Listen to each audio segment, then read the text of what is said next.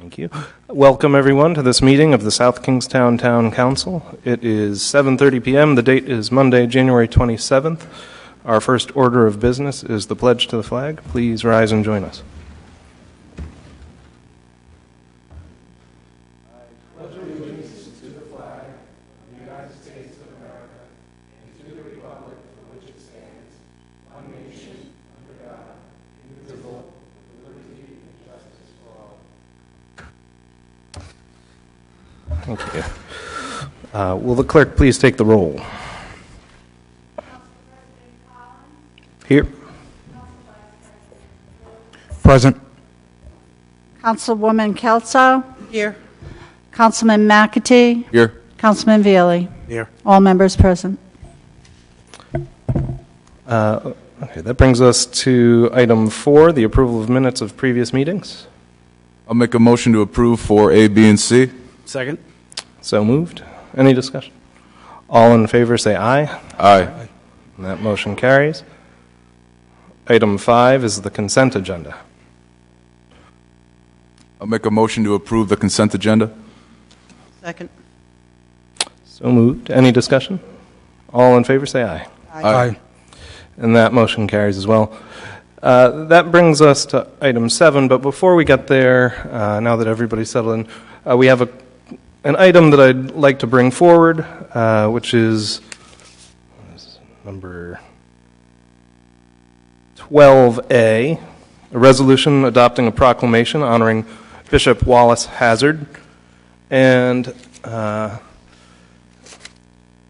if you'd like to step up to the podium, sir, or you can just let us lavish praise on you for a moment, I'm going to read this resolution.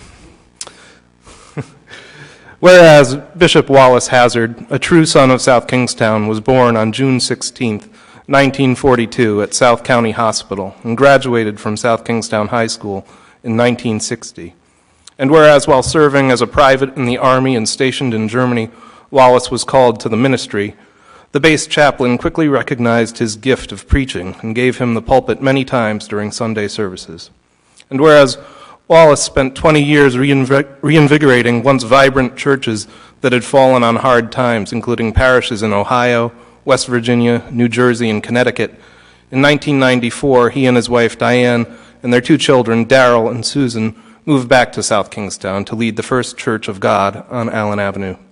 And whereas in 2008, Bishop Hazard started a new church for the residents of South Kingstown, the Community Church of God, holding services in the VFW Post 916 on High Street, the church has grown over the years and recently began Junior Church, Sunday school services for children. And whereas for over 5 decades, Bishop Hazard was baptized, married, and has baptized, married, and buried multiple generations of South Kingstown families and residents, he has celebrated the lives of those of multiple races, creeds, religions, and financial status. He spends his days at hospitals, rehab centers, and homes of those in need of comfort. Now, therefore, we, the Town Council of the Town of South Kingstown, hereby extend our appreciation to Bishop Wallace Hazard for his 55 years of ministry to his fellow man and wish him well in all of his future endeavors.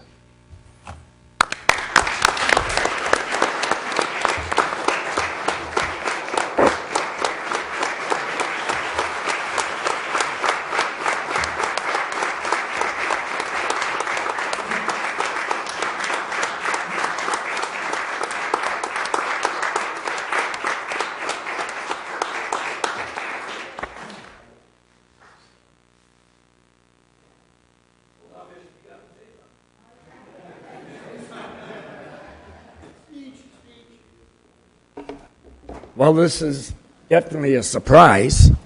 I don't press a lot of accolades. I just do my work. But I'm thankful.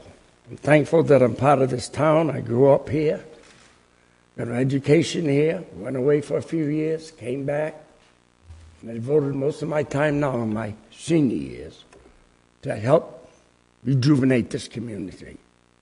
There's a lot of work to be done. And I think most of you know about that. But I'm trying to start something new in this town as far as getting all of us clergy together to be able to go out in this community and make a difference. I believe in that. Outreach is one of the greatest things.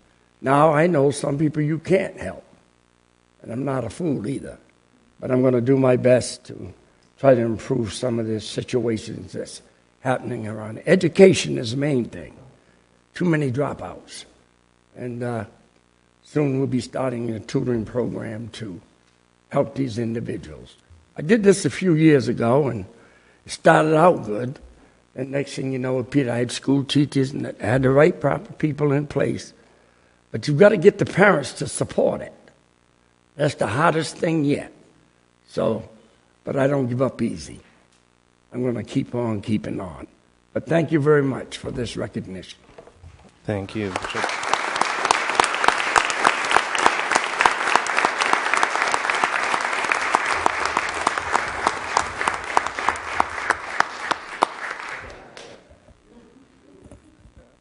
I believe Joe Tiger Patrick might have a word or two. No? Oh, you want to do that now? Yep. Hold on one second. We are in the feel-good portion of our agenda tonight. And so we have a second person we'd like to recognize, not appearing on the agenda just because we wanted it to be something of a surprise.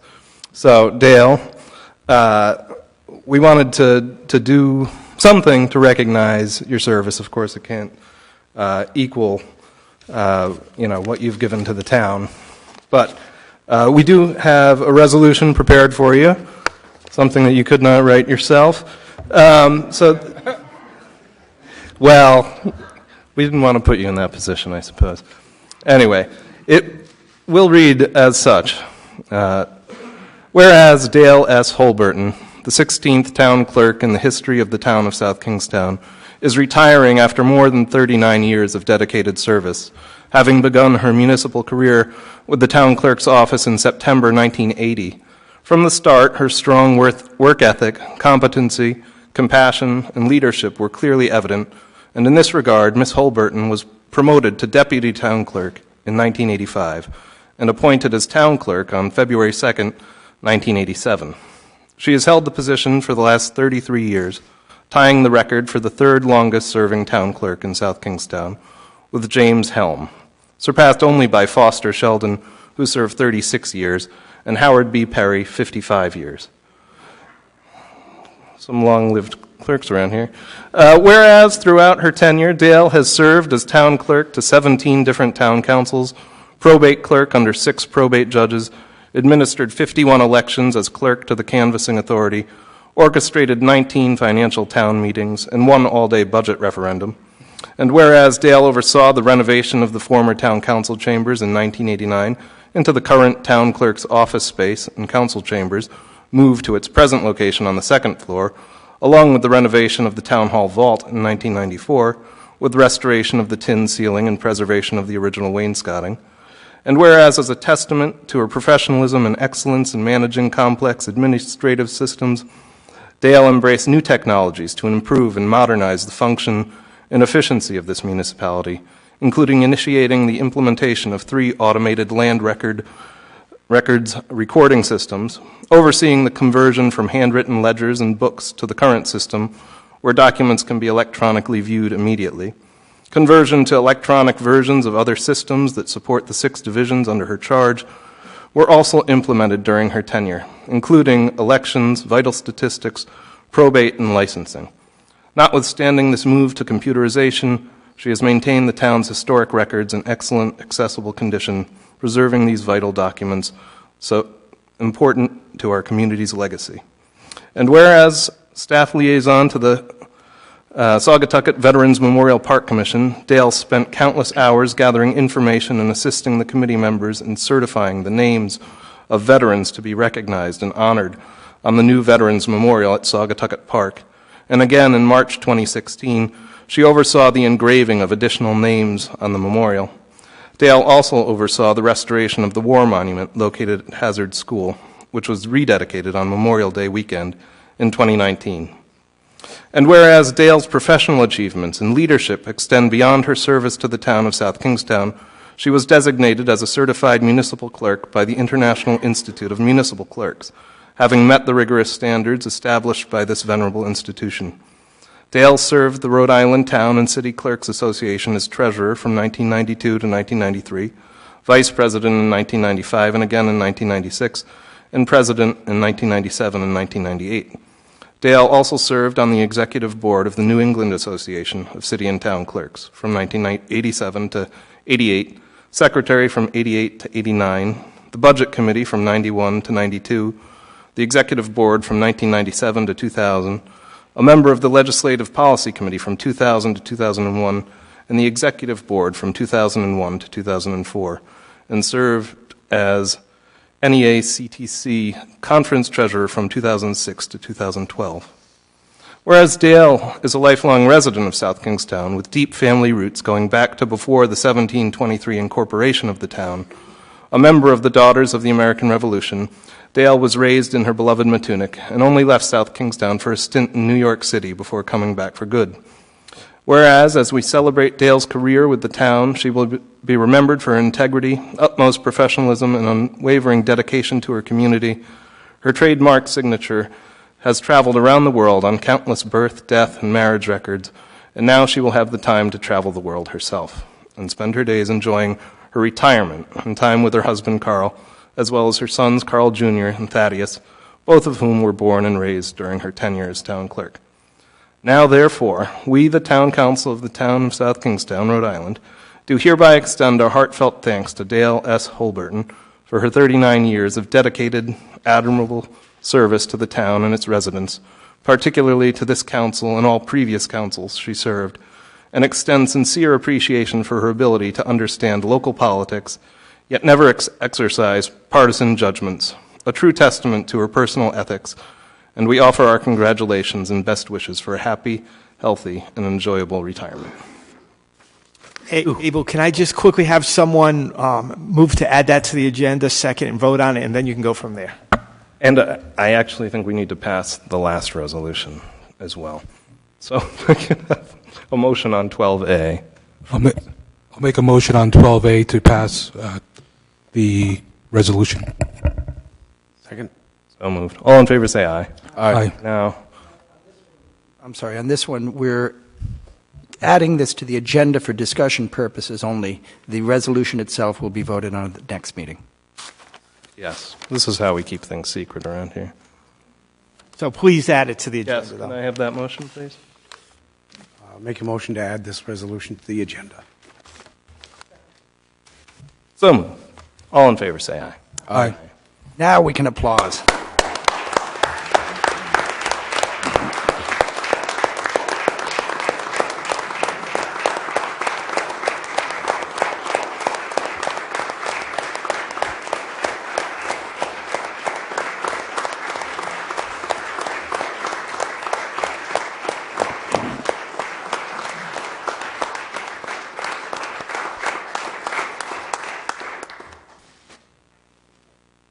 Okay, I'll turn around.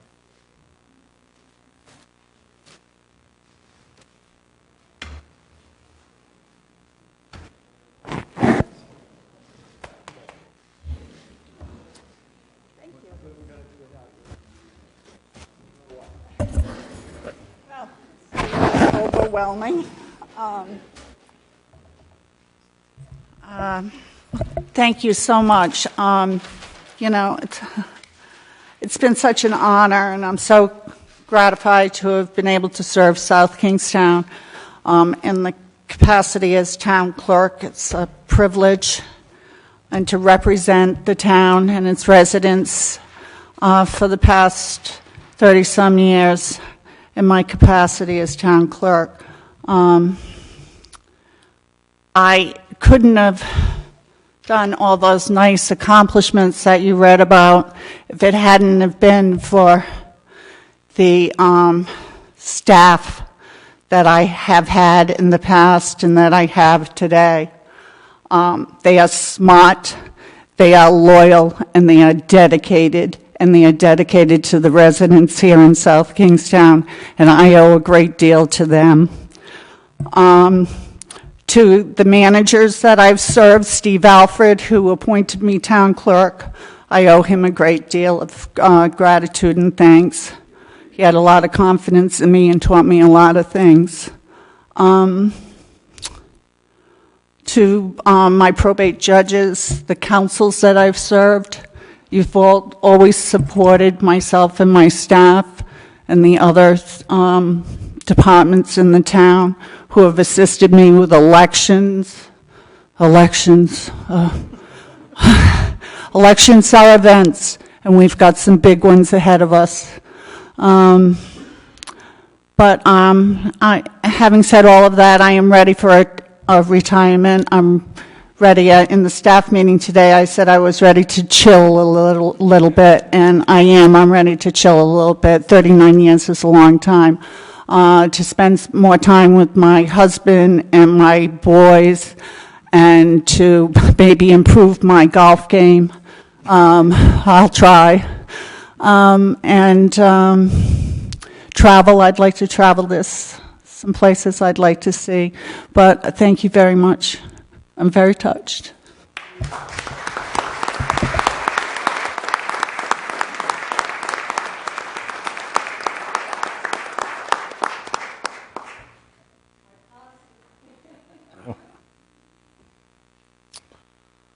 All right. Well, now that does bring us to item 7A, which is a public hearing. Continued from our last meeting, a public informational hearing to receive oral and written comments from the public relative to applying for the state and federal permission to discontinue the use of a town recreation facility that is subject to a federal land and water conservation fund easement. The recreation facility that is subject of this public informational hearing includes the entire property known as Town Farm Park, that may be changing, designated as Plot 64-1, Lot 1. The town is considering discontinuing the use of Town Farm Park, approximately 8.1 acres, and transferring that property to South County Hospital in exchange for a parcel of land, approximately 35 acres, located at 494 Glen Rock Road and designated as a portion of Plot 4-1, Lot 1. Dale? I have some communications to reference that we've received since the last public hearing on this as of 4 o'clock today. And those communications in favor were received from Henry Cabrera, Kim Sharenza, Lee Clausen, Mary Ellen Casey, Jessica Bradley, Bobby Fay, Patricia Griffin, Ludi Jagminis, Anne Marie McGarty, Claudia Swain, and Mark Zullo. Those opposed were Susan Benson, M.J. Henderson, and Elaine Jewer. Expressing ideas and/or concerns are John Beafor, Vice President, Parks and Recreation Commission, Joseph O'Neill, Jamie Palter, and the Rhode Island Historical Preservation and Heritage Commission.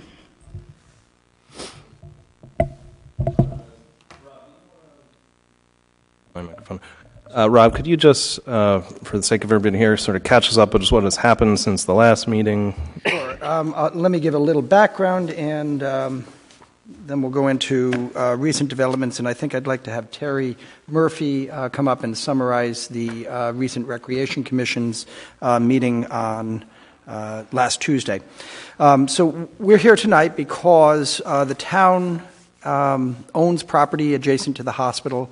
The hospital has proposed that the title to that property be exchanged for the title to a property in northwestern South Kingstown. The idea here is that the property that is now Town Farm Park would be made available to the hospital, and the hospital would like to make that property a parking facility. The title to the property that is Town Farm Park, however, has a restriction on it that was entered into by the town voluntarily in 1976 when we took a grant from the federal government that required us to restrict the use of the property for all eternity as a park. The National Park Service requires that when you take the grant, you say, we're taking it for development improvement of a park, and it has to be kept there. It has to be kept as a park. A portion of that property, that 8 acres originally, has already been transferred to the hospital. We've already sold the hospital 4 of the 8 acres. Those 4 acres still are subject to the restriction on their use, although the hospital has already developed a parking facility on those 4 acres.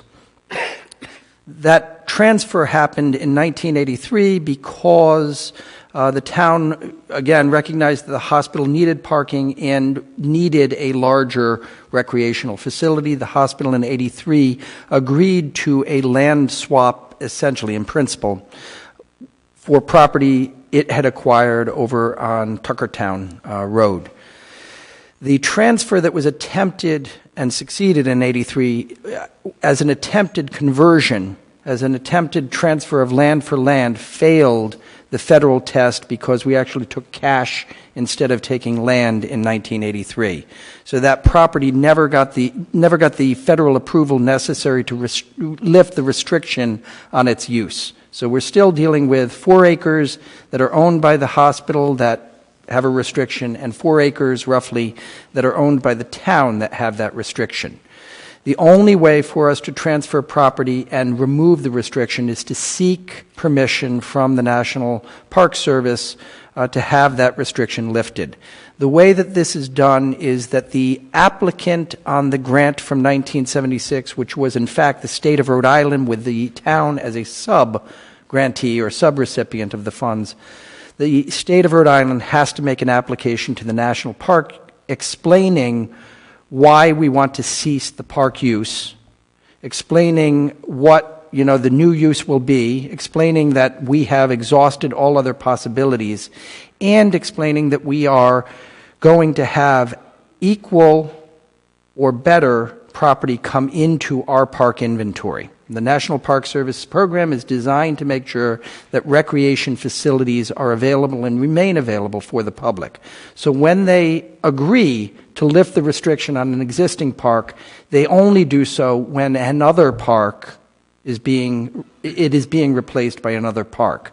So the hospital has proposed that it give to us 35 acres of passive recreation land in the Glen Rock area, upper northwest portion of town, in exchange for the roughly 3 acres, 3+ that we currently have that are developed as a baseball diamond, a play set, kids, climbing structure, and passive recreation facilities, including some benches and this sort of thing.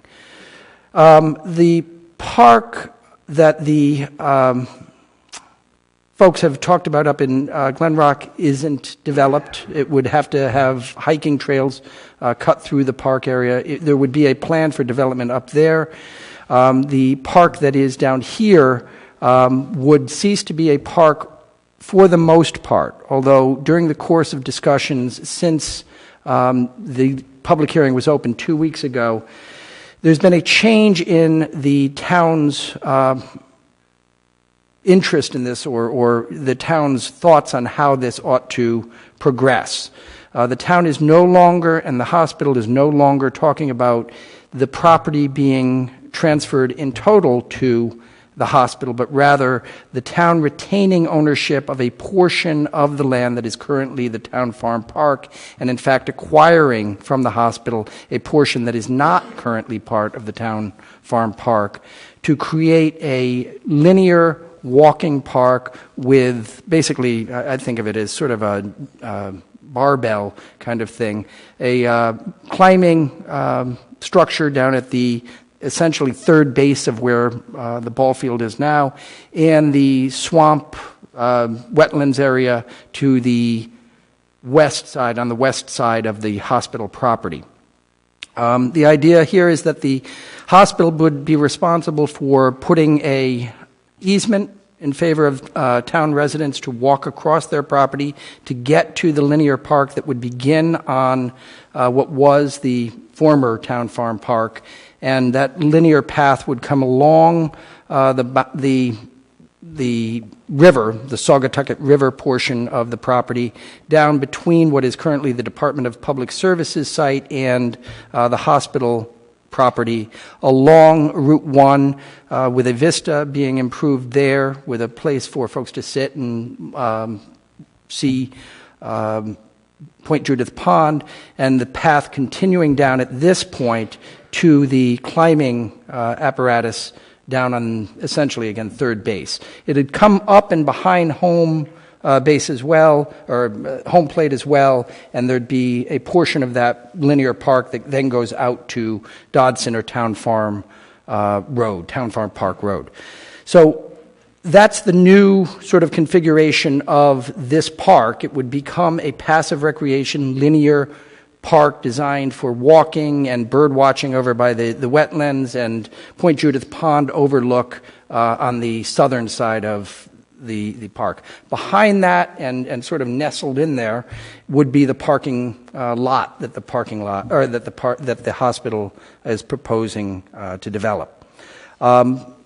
This is sort of the evolution of the park concept.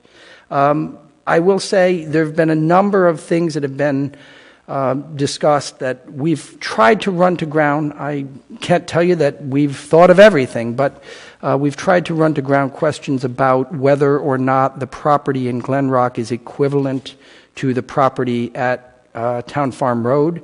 Equivalency is a judgment call. Whether something is of equal value in terms of its aesthetics, in terms of its usefulness, is a judgment call. The regulations that the National Park Service will make its judgment around have a preference for like-kind exchanges. If it's an active park that you're giving up, they prefer that you have an active park coming into the inventory.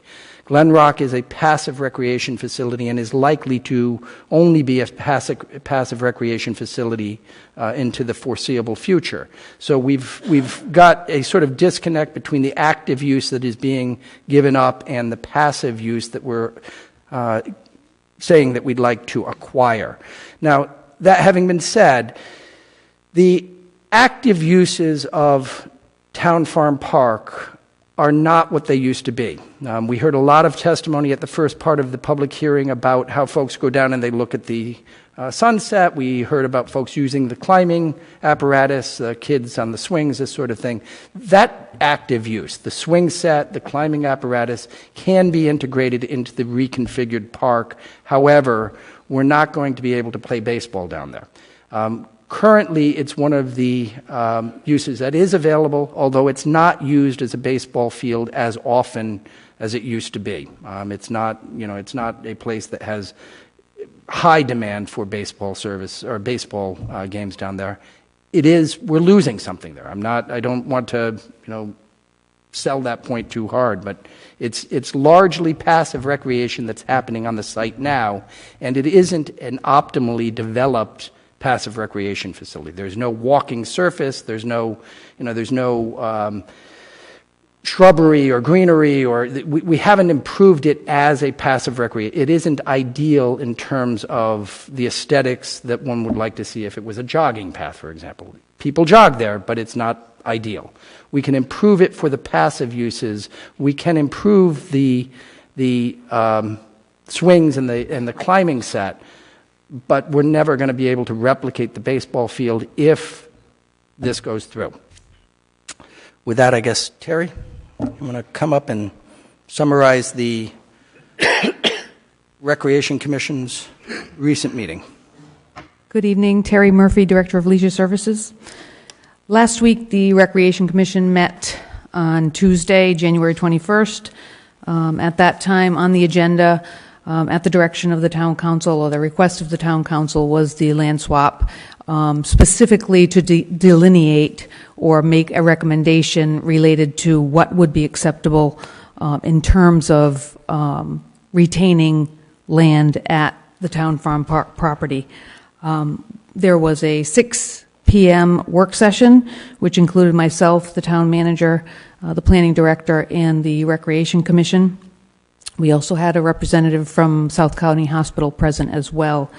During that work session, there was some very constructive discussion regarding the proposed land swap and the task that the council had put before the Rec Commission.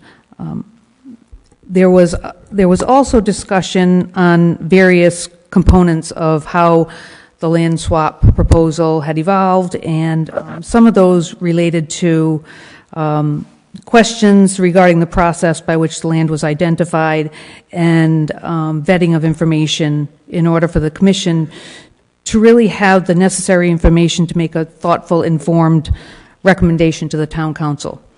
They also understood and acknowledged that they want to be able to help the hospital in terms of helping to solve their parking challenges. There was discussion about the absence or concern about the absence of a master plan for the town council to have prior to moving forward with any final decision regarding the town farm property.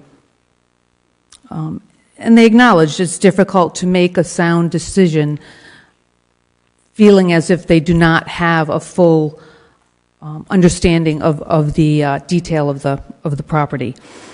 But also they acknowledge that the town needs to fix what's already been done, which is one land partial conversion of the town farm park property to parking for the hospital.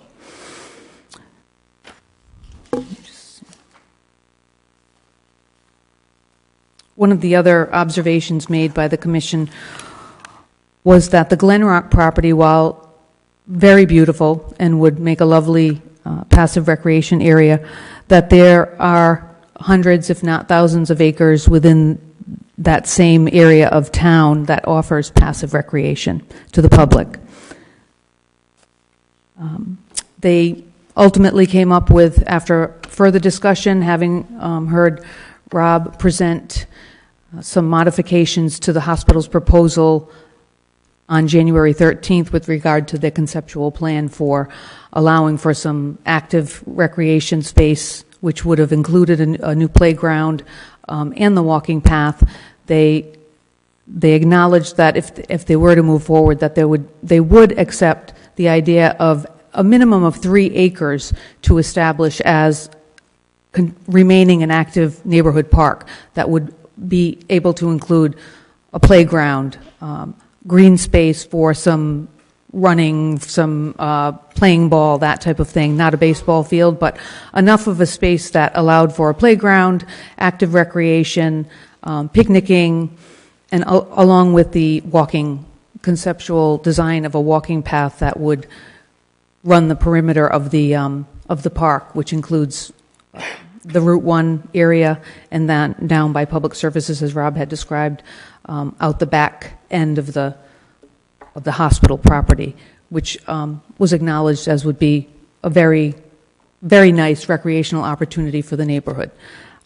That being said, there were 3 motions that were passed on Tuesday evening. One was a unanimous motion for delineation of the park property, and Rob has actually pulled up the schematic that would show in the area in pink would be the property that would be transferred to the hospital. The area in blue and green would be the area either retained or regained by the town. The green area is currently owned by South County Hospital. That would come back to the town as ownership in the proposed delineation. So you can see the 3-acre parcel on the east side of the property, which is being proposed for the play area. You can then see along Route 1 a dotted blue line that would be a 12-foot wide area for a walking path that would be retained by the town all along the perimeter of the public service building on the back side of it, and then over to the other blue area, which would be town property as well, or it is town property, and then out to the back side where it becomes a dotted yellow line would be hospital property, proposed easement across that property out to Kenyon Ave. So just to, and I'm sorry, Terry, but just to sort of let folks sort of orient themselves into where we are in law and in fact. You can see the parking lot that exists is under the pink and under the yellow. The pink is currently owned by the town. The yellow is currently owned by the hospital. The green is currently owned by the hospital, and the blue is currently owned by the town. The green, the blue, the pink, and the yellow are all covered by the federal restriction. So we've got to clear the title with regard to all of those parcels. And in fact, the encroachment into the town property is greater than just the yellow. The portion over here, the 4.7 acres, and the portion down here are currently the subject of a lease in favor of the hospital. They are still owned by the town, but they're on a, did we say 2027? We think the I believe that's term extends. along the lease goes. So it's currently a long-term lease for that property. That issue really should be resolved. There have been a couple of started attempts at resolving that issue over the years, but we've never actually gotten to a National Park Service conclusion on those properties. So the proposal at this point is that the town would regain ownership of the green, would retain ownership of the acre and a third here, and would retain ownership of approximately half of the ball field and this area down here. The blue line is the linear park, and the yellow line would be an easement in favor of the town residents. So we'd have a linear park, we'd have the bird sanctuary wetlands area. Again, this is a pretty steep slope, but fairly sensitive environmental area that the town would retain control over. The walking path would come down this way and terminate, if you will, down at the climbing area and the more open recreation, 3/4 of an acre. So in total, that's roughly 3.5 acres. Is that? About 3.25 acres, if you're looking at the town That's right. property. Plus the linear. So 3.25, 3.5 acres would be retained. Plus the easement and the right to walk across the hospital property. The hospital, in theory, again, the principal, is a long way from an inked deal, but has said that they would be willing to make the improvements on this site to make the walking trail and the, if boardwalk is needed, put boardwalk in on the steep areas here so that folks can walk along the river and not, run the risk of tumbling into the river. And then the walking trail along here would all be improvements made at the hospital's expense. So again, the possibility of an improved passive recreation facility in the neighborhood. What this does for us is it retains control over the vista, and it gives us the possibility of getting from Wakefield through a linear park to Marina Park eventually through some sort of connection either over the bridge, over the highway, not highly likely anytime soon, but if you don't have the right to put your footings here, you can never do it, or possibly under the overpass further down, not too far, but a little bit further down Route 1.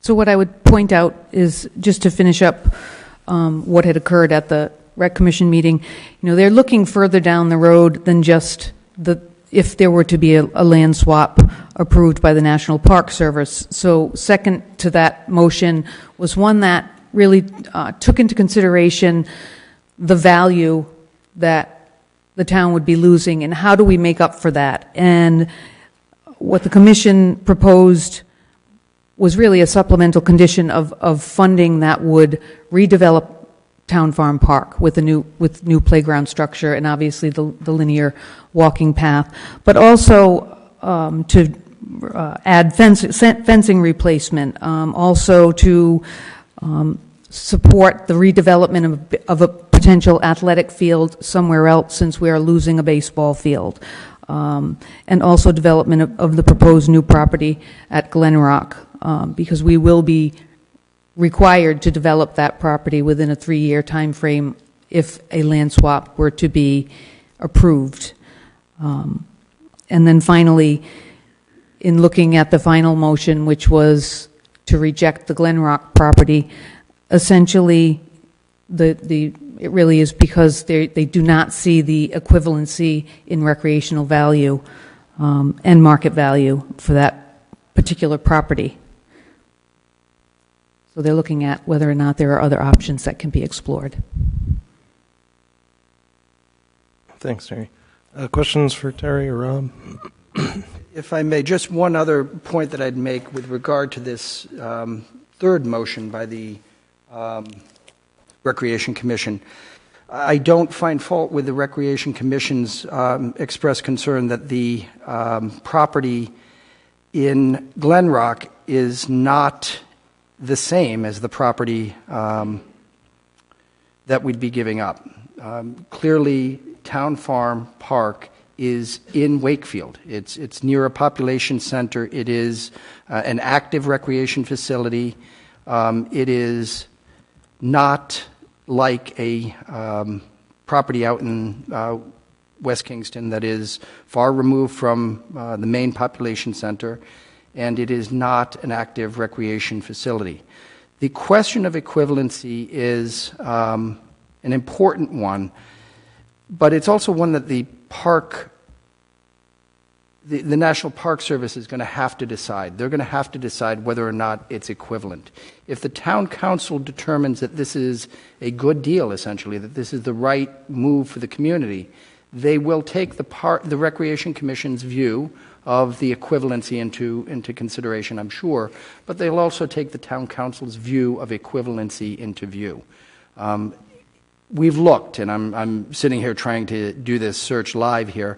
I have, for the record, a search that was done earlier today that identified 15 properties currently on the market in South Kingstown that have more than 5 acres available, which is roughly the amount that we'd need to get to an equivalency. Rob, I have a quick question. Sure thing. Those properties, are those all residential or any commercial? So they are mostly residential with dwelling units on them that would have to be removed if they were going to be used for a park, or you'd maybe keep the building, there as a park facility of some sort.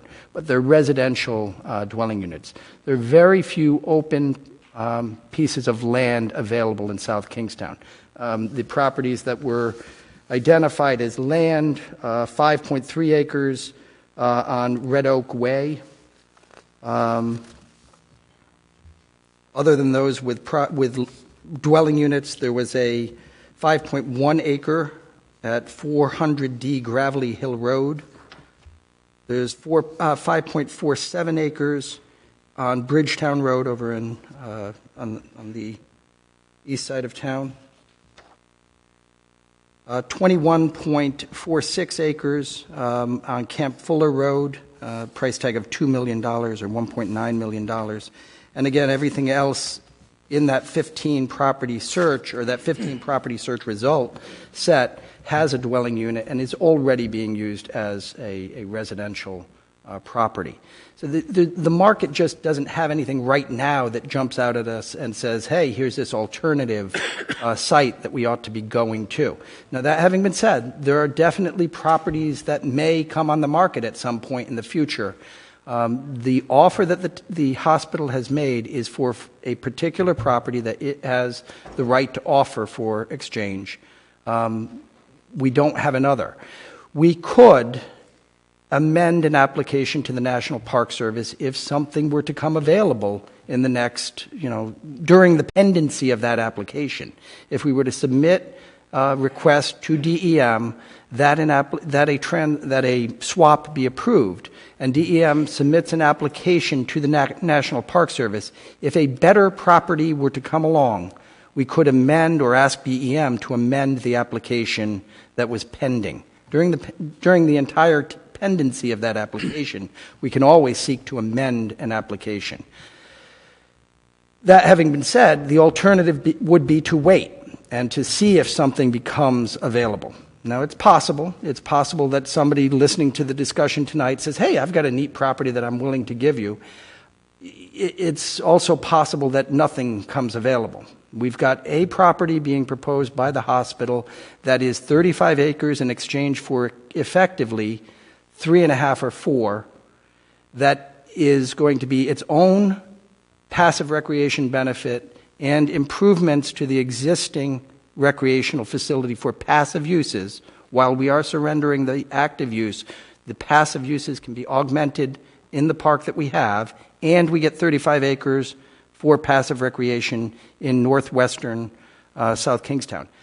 The Recreation Commission has determined that their judgment is that's not equivalent, and again, I have no qualm with their rationale, but there's nothing else out there that they've identified, and there's nothing else out there that we've been able to identify. There's certainly nothing that the hospital has identified that is better.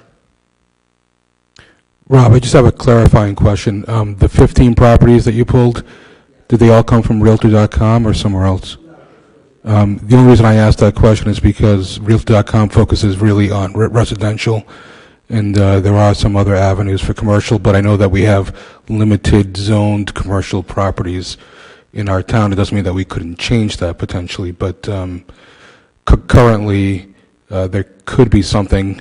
So that is, you're right. The commercial properties that we have available in town could be made available for a park if there were one that someone were willing to sell for this purpose. We actually contemplated, I'm loath to even bring this up, but I'll bring it up. As you know, there's the ongoing discussion about if a high school is to be developed at Curtis Corner, then what would you do with the Columbia Street property? We contemplated, what about a Columbia Street park? Could we expand the park or the field that is there and improve that facility? All of these proposals come with a cost. The demolition of that building, the development of it as a park would not be inexpensive. It would probably be cost prohibitive for the hospital to take that on. We have talked to the hospital about that site for other reasons as well, but there's nothing out there that jumps out at us, and we haven't had during the course of the discussion anyone from the community come forth and say, I've got a better piece for you.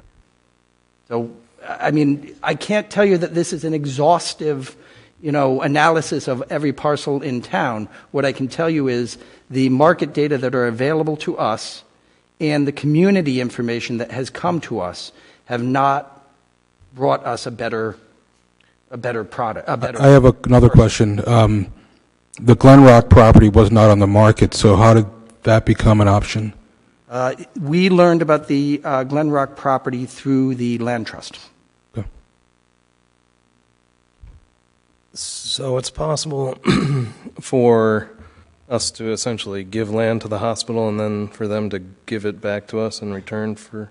Yes. Okay.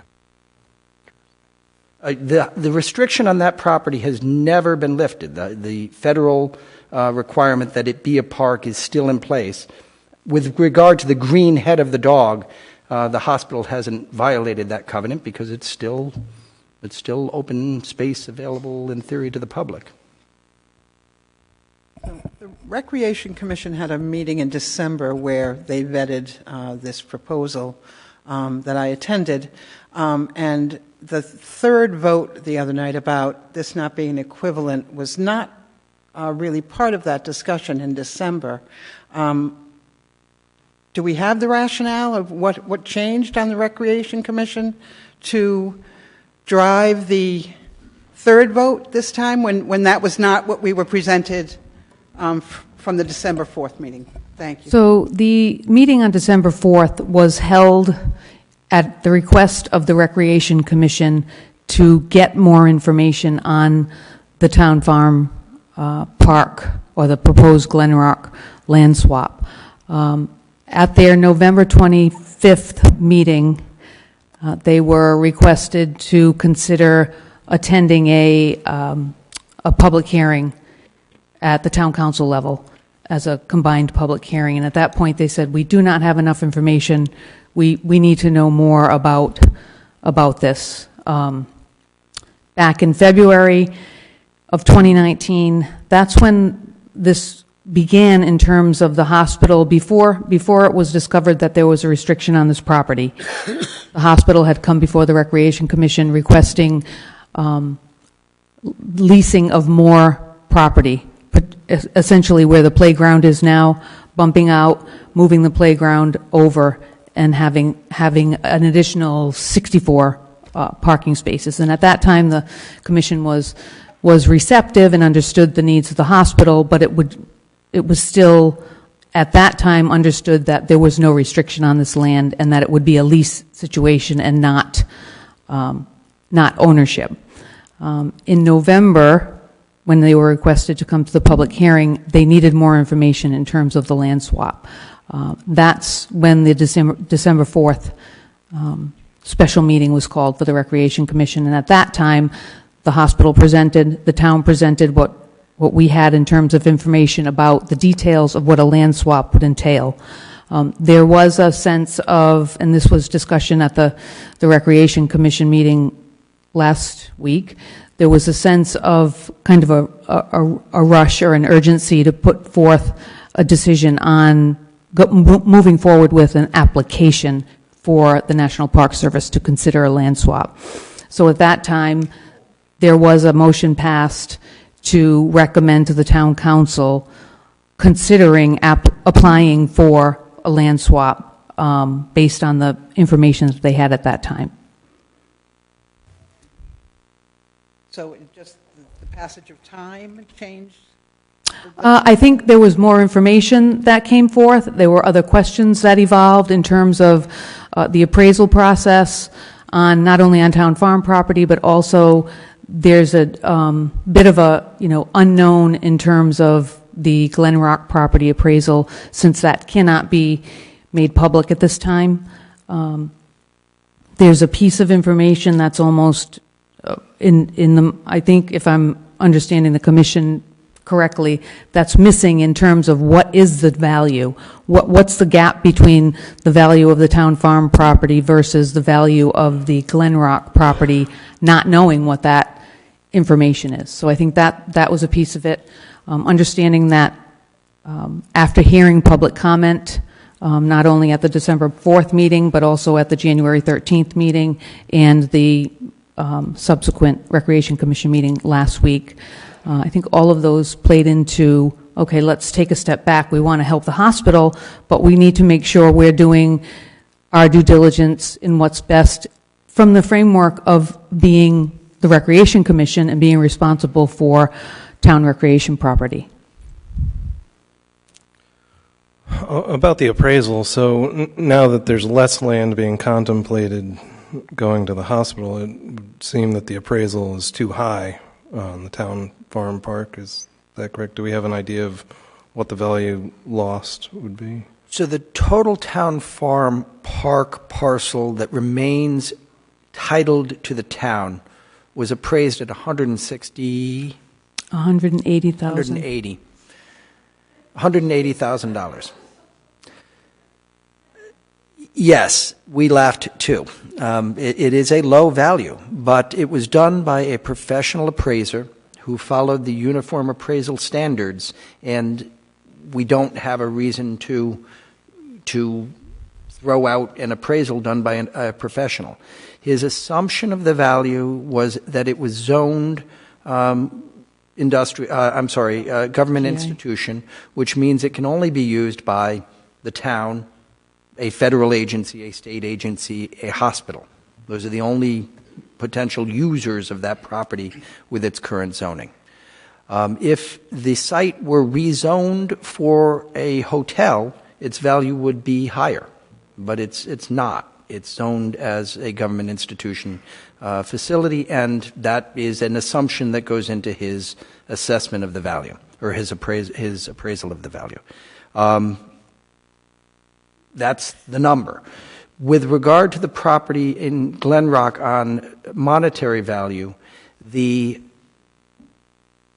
appraisal number that the hospital has represented is a number, they've represented the number as greater than that value. They do not have a number that they've given to the public because they only have a purchase and sales agreement. This is not property owned outright by the hospital. If the hospital owned the property, we'd insist on their disclosing the appraised value. That having been said, as I've mentioned previously to the council and to the public at the public hearing before, once this application, this request for an application to be submitted to the Department of Environmental Management, once it goes to DEM, we're not going to be able to control the documents, and the document appraisal will be part of the record that goes to DEM and will be part of the record that goes to the National Park Service. We're not going to be able to control that. The owner of the property knows that, and the public knows that. The number is going to be known once that paperwork goes forward.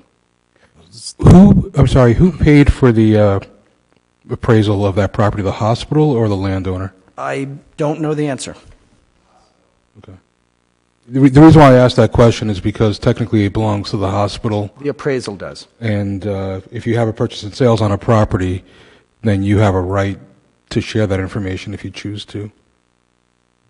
I would just add one item. One of the other concerns that came up in terms of the appraisal of the Glen Rock property is if it were being based on the same assumptions as the town farm property being zoned government institution, or if it is being based on whether it's going to be, could be developed in terms of residential or some other use, and I don't know. So I don't think anybody at this point knows that. No, actually, that's a known fact. The appraisal of the property at Glen Rock was using its current zoning, which is residential. Is that's correct? Okay. It's with a yield of 8?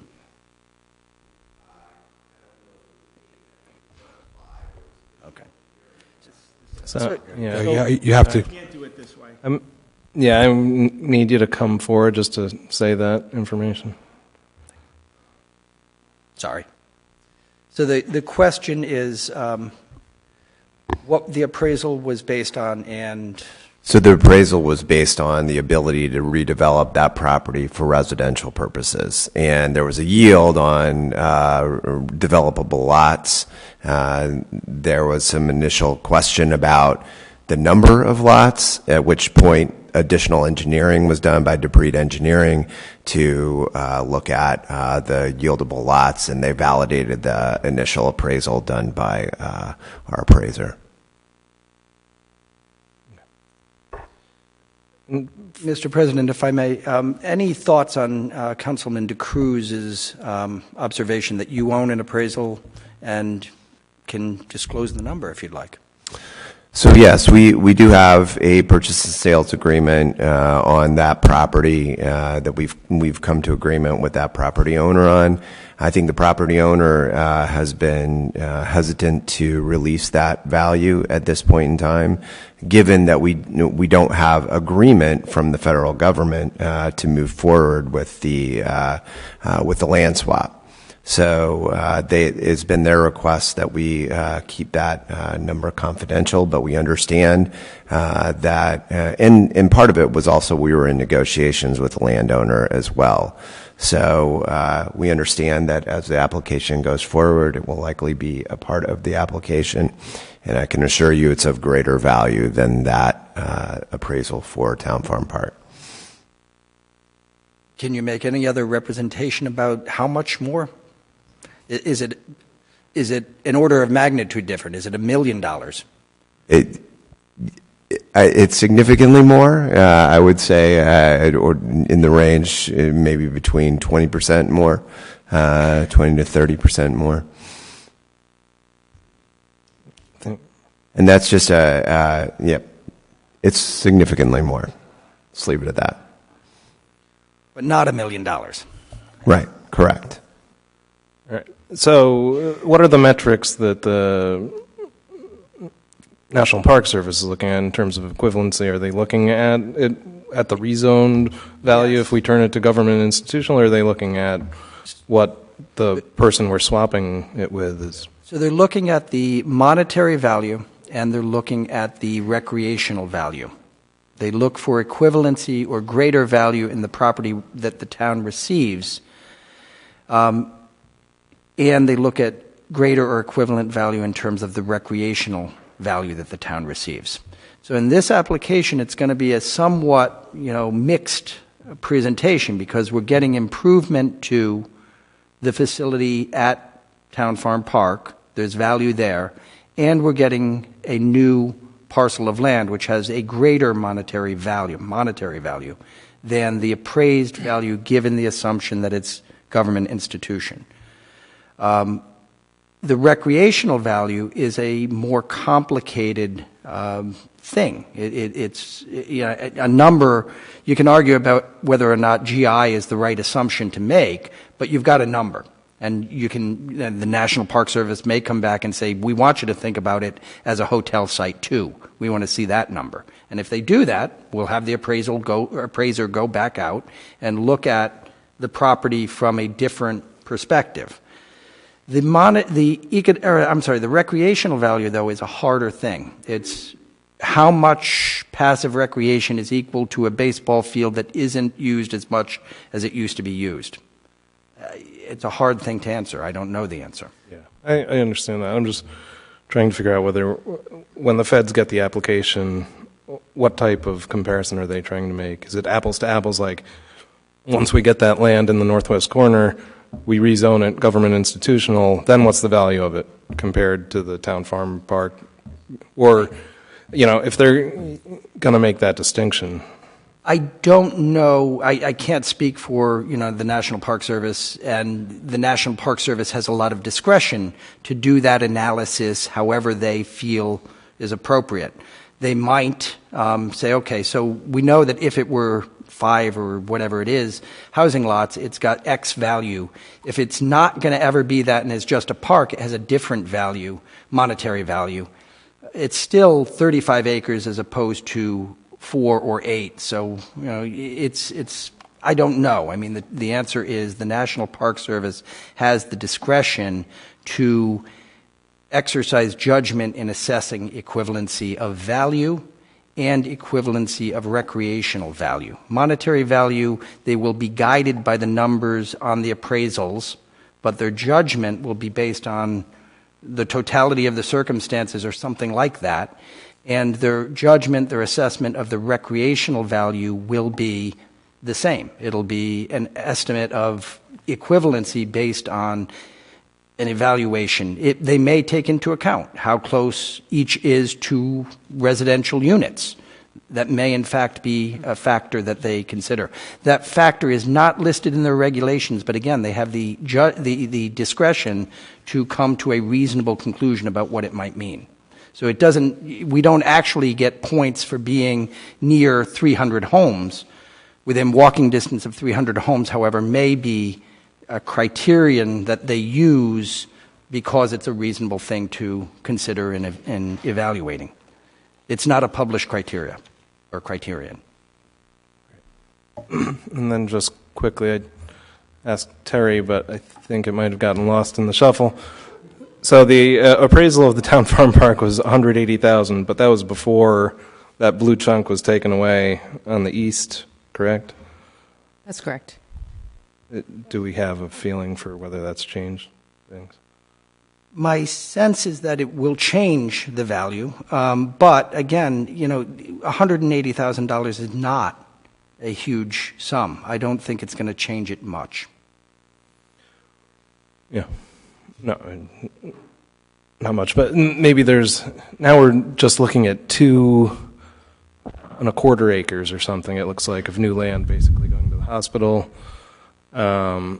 maybe there's some smaller piece of land, maybe we don't need to look for a 5-acre piece close to town, or am I seeing that? My concern, again, the equivalency tests are judgment calls. They're judgment calls that somebody at National Park Service will make. Even under this scenario, we lose the ball field. So, if we're going to get truly equivalent active recreation, it's got to be a ball field or something akin to a ball field. Maybe it's, 2 basketball courts or something, but we're not likely to see that for less than 3 acres. I mean, Other questions? I just have one concern is about parking for residents here. So I guess the only access really would be on Dobson, right? So to town property, or would we expect town residents to park in the newly developed hospital parking lot to access the town recreation? Where are the people with kids that are going to go play on that swing set going to park? it's a good question. The concept here reflects what we've heard about it being a neighborhood park. So there isn't parking that's been designed here for residents. That may be a fault, but that is the concept at this point. I have a bit of an issue with it because I was there, I don't know, last weekend where someone pulled in with a child in a car and got out and went on that swing set or whatever. So that was raised as an additional concern in terms of, having three-quarters of an acre for an active play area.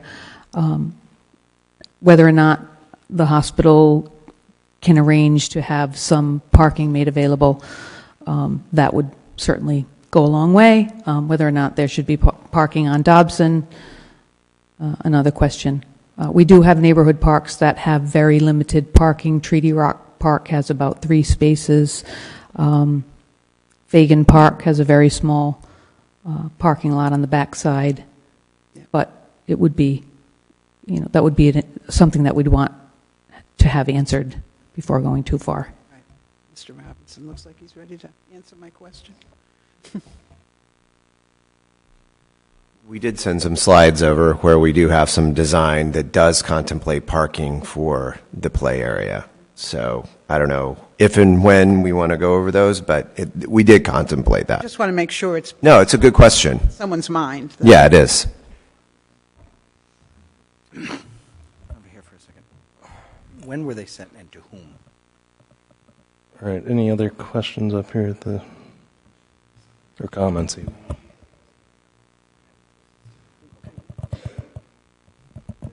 Easement, are we anticipating paved easement or walking? So the easement, the yellow dotted line, so the Kenyon Avenue access to the park, are we anticipating the same kind of walking path that the blue dotted line is, or are we looking for something a little more rough in that area? What's the proposal? Do we know? A question for the hospital. So what we've contemplated is a paved path, really creating a loop from Kenyon to Kenyon around the perimeter of the property with, as we'll show, and I think we showed last time, some overlooks, some scenic overlooks for the river area, Okay. in addition to the play area over in that 0.77 acres. Thank you. Mm-hmm.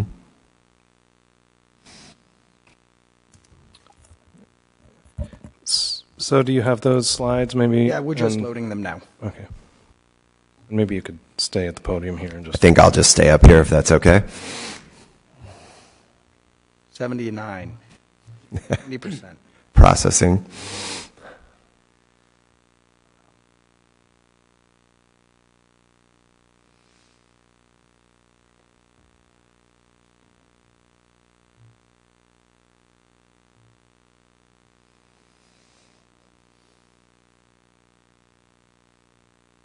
So I'll give you the nod here that's okay.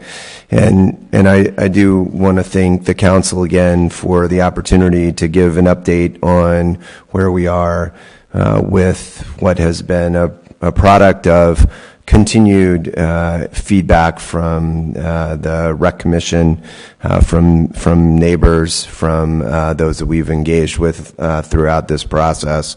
I do believe that, and we've stated before, I'm not going to cover most of the ground that's been covered before in the interest of time, but we do believe that this is a net positive for this community. One, we believe that the hospital is a critical community asset, and we believe that growth is critical for the sustainability of the hospital. Two, as was mentioned earlier, really in those engagements with our neighbors, with those that you've heard from in the multiple public forums that we've had around this issue, the main concerns have been loss of passive recreation. And in this partnership, you get maintenance of active recreation with the playset. You get improvement in passive recreation for the stated desires of those that had concerns for this area. And you get 35 acres of pristine, beautiful passive recreation in northwest South Kingstown. So net, the community, I believe, comes out ahead. We also have a moment in time right now.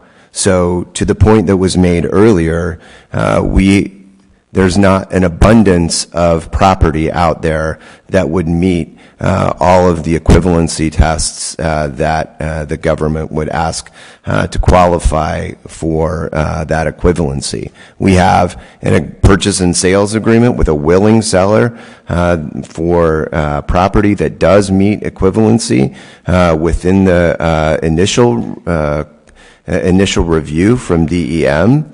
And the regulations do not require it be in the same area of the township. So we do believe we have a moment in time where we have a agreement for something that would work, and that moment may not present itself again. So Rob, if you could, There seems to be in a lot of these conversations a perception that the hospital has unlimited resources, has unlimited availability of resources to build parking garages, to really pursue all sorts of other methods of sustainability. And I just want to remind everyone that healthcare in Rhode Island is challenged. You don't have to look far to see all the challenges around us. Rhode Island Hospital lifespan reported $35 million loss, $55 million loss on operations. Continuing to survive in this healthcare landscape is increasingly challenging. And we know that many, many hospitals are closing in communities. And after one of the sessions that we've had, a colleague came to me and said, Aaron, the dynamic of this conversation would be different if the hospital were considering moving their services. And that is the reality of the fiscal headwinds and the financial headwinds that we have as an organization. And really, for sustainability, we need to be able to grow. And we don't have unlimited resources to build parking garages and pursue alternatives to our parking needs. So if we go to the next slide, these are, if you can keep going, these are the aerials. This again is the overall look at that linear park that we would see, as we just mentioned, connecting from Kenyon to Kenyon. These are the existing views. There's the dog. I don't know what kind of dog it is, but it's a dog. And these are the updated renderings. So if you'll look, based on coming out of the Recreational Commission meeting. So we have moved the playground area back down where it was actually originally positioned after that Rec Commission meeting. You'll see the lined spaces to the right of the playground area. Those are the parking spaces that we've contemplated in this design for those that would bring their cars and not walk to the playground area. And we have the linear vegetation and the vegetation barriers there. So you can see the overlooks to the west here, looking out over the river. Those would be observation decks. So if you can advance it to the next slide. Again, just a higher level aerial view. You can see those observation areas with the linear park going around the perimeter on the west side and connecting back up to Kenyon. These are just, again, the kind of 3D elevations of what it might look like. Arguably, again, unbiased, but a significant improvement over the existing aesthetic there. Again, another 3D image. You can keep going. View of the maintained active recreation for the swing set and what the parking lot might look like. So you can see for the intended uses for what was the concern of many of the residents, the ability to walk, that's a significant improvement from what it is today. This is, again, the storm water filtration, the approaches to zero impact water filtration, meeting all the current standards. Go ahead. And these are the overlooks that we would anticipate building along the river there on the west side for bird watching and other recreational purposes. So, in summary, I ask for your support of the health system. What I do believe is net positive for this community.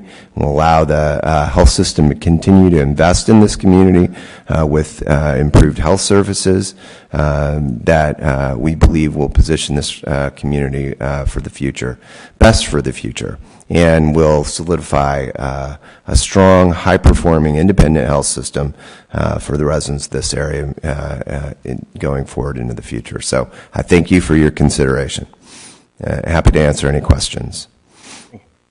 I have one quick question. You mentioned one of your previous slides, the one about healthcare being in danger and the $35 million loss or $55 million loss for lifespan. Is South County Hospital operating in the red or the black? The red. And is it a significant number, or? We're around $1 million loss so far this year, 3 months into the fiscal year. For this year, how about for 2000? We broke even. Broke even, okay. So, obviously, yeah, we're a nonprofit, but to be a nonprofit doesn't mean you don't have a margin. Nonprofit means every bit of that margin goes back into buying MRIs, buying new equipment, expanding programs and services, hiring the best physicians, all the resources that you all want when you come to our health system. Investing in new cancer centers. We brought a cancer center to this community that didn't have one previously. You heard from those individuals that couldn't find parking places when they're getting their chemotherapy and their radiation therapy. So that's what the margin goes to. It doesn't go to shareholders like it does for those Rhode Island health systems that went to for-profit joint ventures. They're servicing shareholders. And as you heard from some of the individuals in our organization previously, the complexion of that care in those communities has taken a 180-degree turn.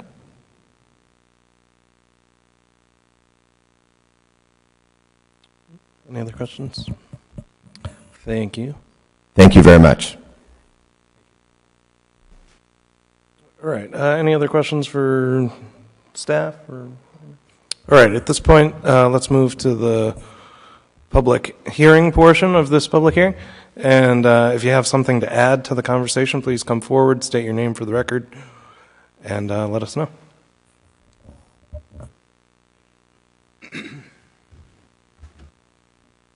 Hi, I'm Kate Massananti from Kingston. I'm going to muck up the water a little and suggest maybe, Rob, you brought up Columbia Street. And what I wonder is if the gentleman from South County Hospital can have conversations with the school district, with the town, and have a conversation revolving around if the high school does, in fact, move over to Curtis Corner Fields, property.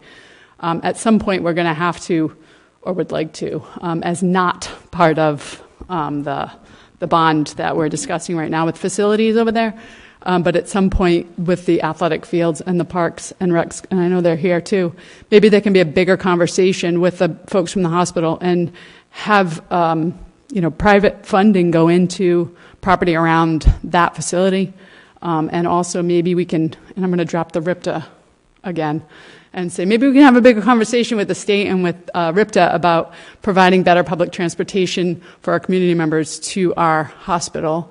And also from Narragansett, we maybe could talk to Jimmy Tierney over there, because they also make use of our the hospital over here in our community.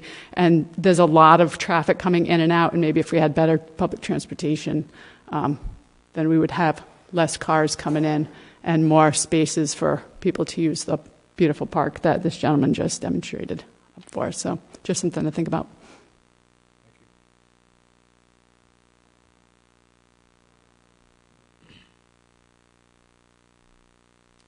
Hello, how are you tonight? Patrick Hoyne, live on Hillcrest. The healthcare stuff, although most of it is a valid representation about the state of healthcare in the state, which is my professional work, is not really the issue. We're in a period of huge change relative to the healthcare system. Most of it has to do with the way people get paid and how they get paid, the effects of Obamacare, the ACA, an aging population. That is not going to, the hospital is not going to rise or fall on the question of a parking garage. I was here the last time. I do not want a parking garage. I live near there. It's a use of capital that should go to the bedside. The issues about the way the state, the Medicaid system, the Medicare system are not going to be solved in this forum, and injecting that into there is disingenuous at best. This is a mess.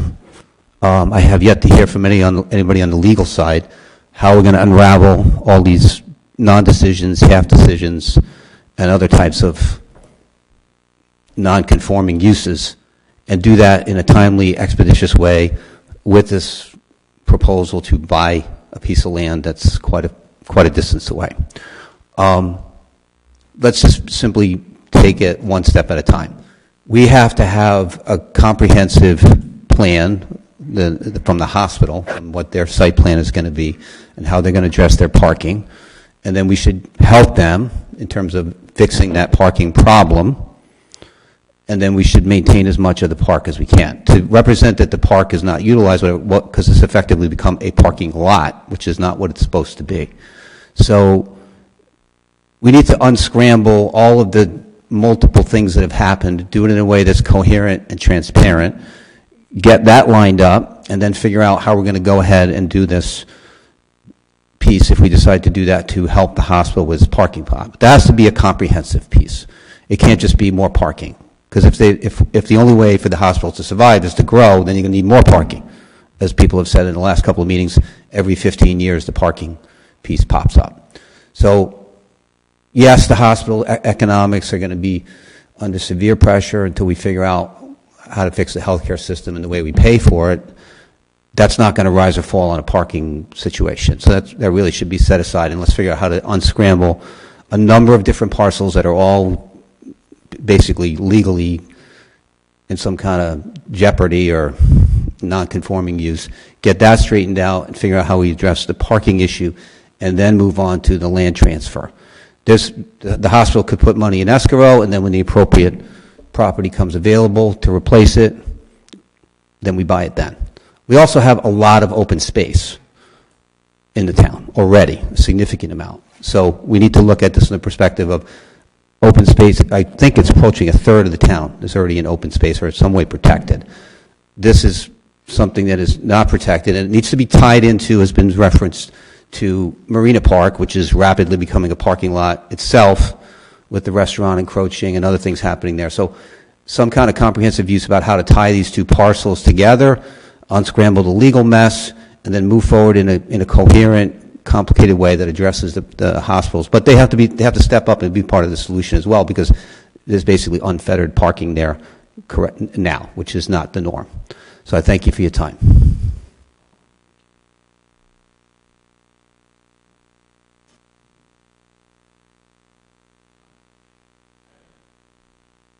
Good evening, Dave Pelzetti, 71 Petal Lane, the chairman of the South Kingstown Recreation Commission. I thought Terry Murphy did an excellent job of kind of going over everything that we talked about, but I wanted to kind of clarify a statement for Congressman Kelso. At that December meeting, when we first heard of the Glen Farm Rock property, we didn't make a motion about whether we thought it was equivalent recreational space, but we are on record saying that we did not feel at that time that they were equivalent recreation space. As we got additional time to look at it, and a couple of the members went out to the property, that is why we made the motion at our last meeting that we now at this point definitely do not feel that it's equivalent recreational space. But I do appreciate the hospital changing their initial proposal where they wanted all the land to now look at what we've kind of compromised and worked with them to come up with the tail of the dog, or whatever you want to call it, but that little piece of property. It's not the tail of the dog that we're keeping, but the property that we showed you. We do think that's an acceptable use of that park, and it's an improvement for the park because we'll get a new play field, we will get the nice walking path, which helps not only the park department, but also helps the hospital. So for their patients that need a place to go for a walk, for their staff that needs to go for a walk, they've got that. They're not walking on the neighborhood streets. They're actually walking through some pretty cool parts of the town along the river. So we do support that strongly. So to get to the last point of what to do if there's no other land in town other than that Glen Rock property, I don't believe personally, I'm not speaking for the commission, but I don't personally believe that's the only option. And I don't think we have to wait forever. I mean, there's land out there, just like the Glen Rock property, that isn't on the open market right now that's in town that people would be interested in. And I have not had any discussions with the folks that run Potter's Woods, the Kingston Improvement Association, but they're currently looking for funding to basically put a perpetual conservation easement on their 60-some acres in town off of South Road, which just happens to have a baseball field. Doesn't need to be a baseball field. In fact, I think from the recreation department, we'd rather see a soccer field or a lacrosse field, but it has open space that's already cleared that is a field. So I think with a little bit more time, we could get together and get a proposal that will get through the National Park Service. We want to work with the hospital. We want to help the hospital get their parking. We don't believe, and I think I speak for the commission on this, we do not believe this will get past the National Park Service. We would like to get behind them and forward an application that says we support this from the Recreation Commission, the town council supports it, the hospital supports it, and I think we'll have an opportunity for success. The proposal right now, I think we're going to waste a lot of time because it's going to get all the way up to the finish line and we're going to be back to the starting line. But if we give them something that I think we can all get behind with a little bit more time now up front, just maybe a few weeks, maybe a few months, we'll do a better job in the long run. Thank you.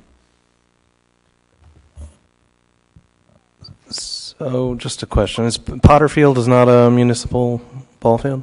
Okay. All the Mr. time. President, if I may. Dave, could you come back up for a second?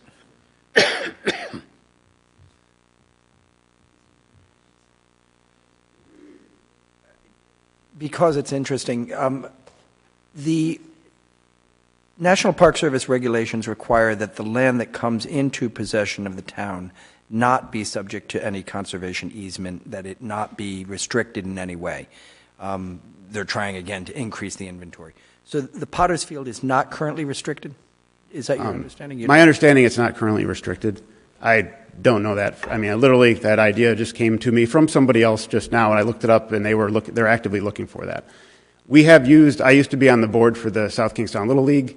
We used to use that field for Little League because we were out of field space. Now that's not an issue right now, that the league's a little smaller, but at the time we used it and we worked closely with them.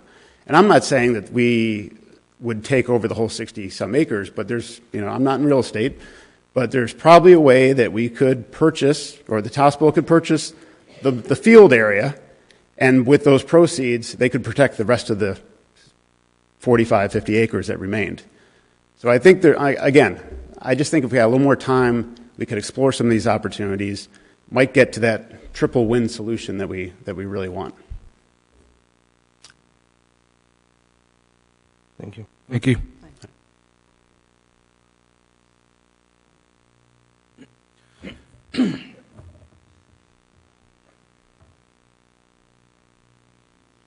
Richard Morrissey. I don't think this is a good idea. Listening to the conversation tonight, it is a mess. I agree with this gentleman over here. It's a big mess, and it's going to get caught in legal battles. We've given land away already, and it's still not right, the way I understand it, the yellow part, right, which has to get corrected. I think we need to be thinking long-term, right? I live over in South County Hills. The fields over there are used very much. Soccer, there's basketball, there's tennis, not a whole lot of parking because they use the streets. But I think we should be thinking about repurposing this active field to some other type of field. You could put basketball courts in there. You could put soccer fields in there. There's a lot of other uses for that land that the town can benefit from in the town, not 20 miles away where you got to get in your car and plan an event to go to out in the woods where we've already got plenty of woods and space to use. So, swapping land makes sense, but not out where it is, because it will get less use than this park, in my opinion, gets today, because we've already got enough of that space between what Nature Conservancy has in the area for hiking trails and other things, and what you can get to in terms of the bike path and other areas. I think it's a bad decision. I think we need to be planning forward. We've talked. I've sat in this room before listening to the town trying to grow. I sat in planning meetings where we're talking about trying to bring more people into the town with concentrated housing to help with that, which says to me you want facilities in the town, potentially in walking area, not in driving area, to keep people in the town to use the facilities of the town. And you want tourists to come down. That is prime real estate. That is prime real estate for this town.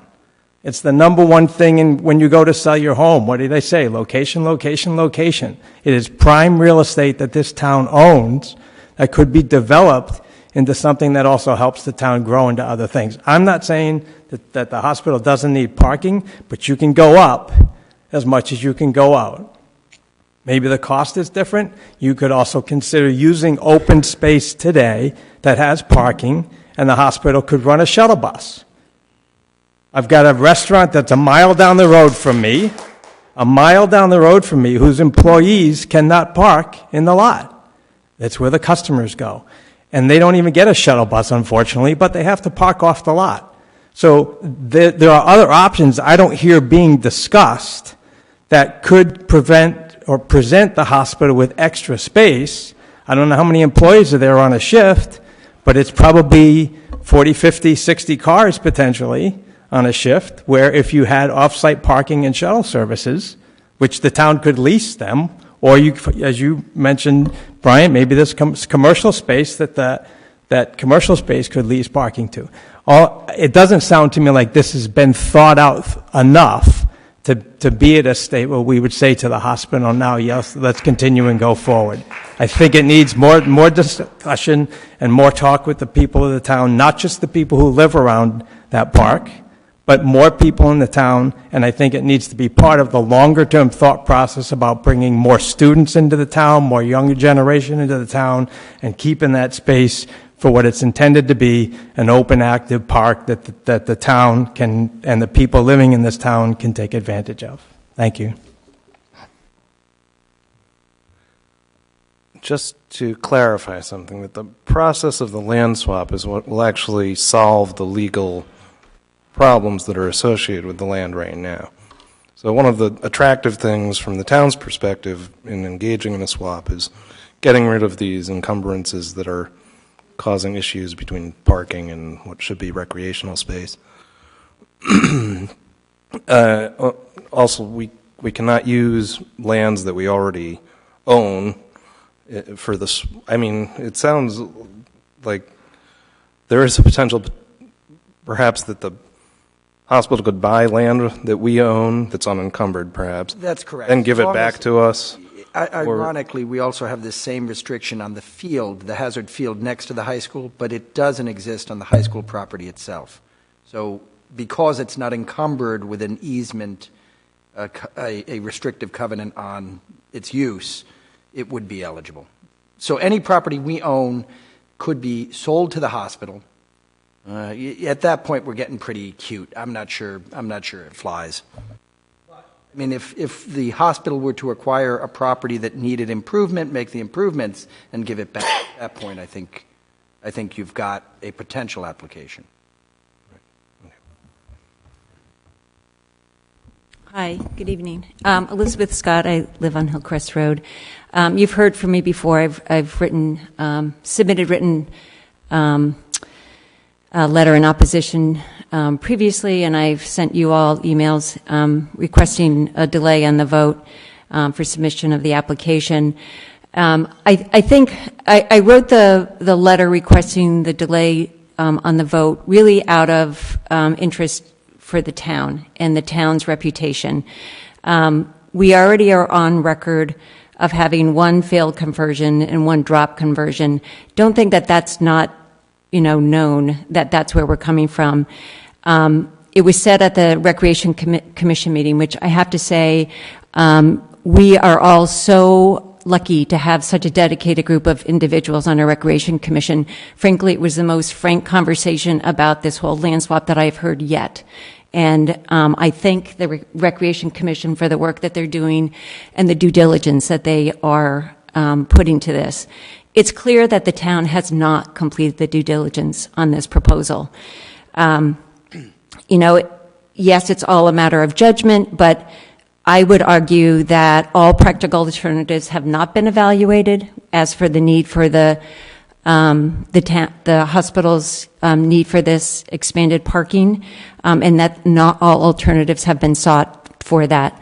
I walked on this beautiful site. I mean, it is a stunning piece of land. If you go out there when there are not cars parked all over the place, it is stunning. The fact that the town is looking to give this away to be parked, and yes, we're going to get this little spot, which to me looks like where the droppings occur from the dog, and it is in fact the lowest point, the swampiest part of that property that would be left for a playground, when really the place that is, you walk down Dobson, down Town Farm Road and out to the end of that little, circle drive, the view is stunning. If we're going to have a recreational facility, that's where we should keep it. It needs to be where you actually feel the breezes, where you see the incredible view. So I'm sorry, I get really emotional because I just can't believe that the town is looking to give this up. And the other point I want to make is that I went there on a Friday afternoon at 3, parking all over the grassed area. I mean, it's disgusting. There's trash. It's not being maintained at all.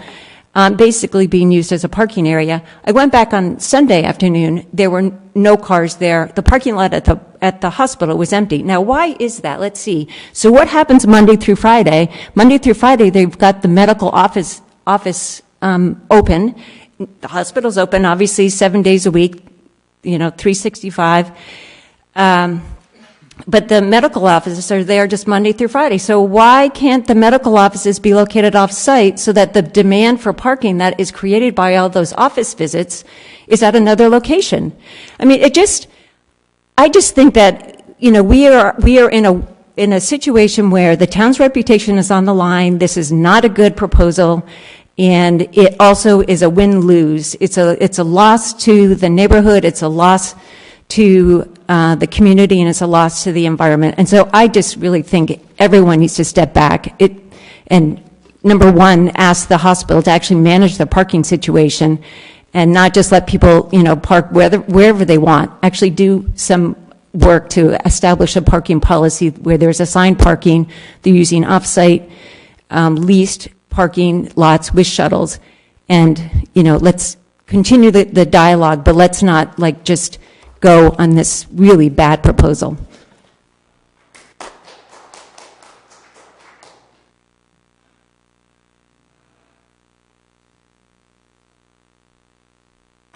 Ellen Nordsey. I don't want to be here. I'm really sick. I went to the doctor this morning. I don't know why my doctor is no longer at the Rotary.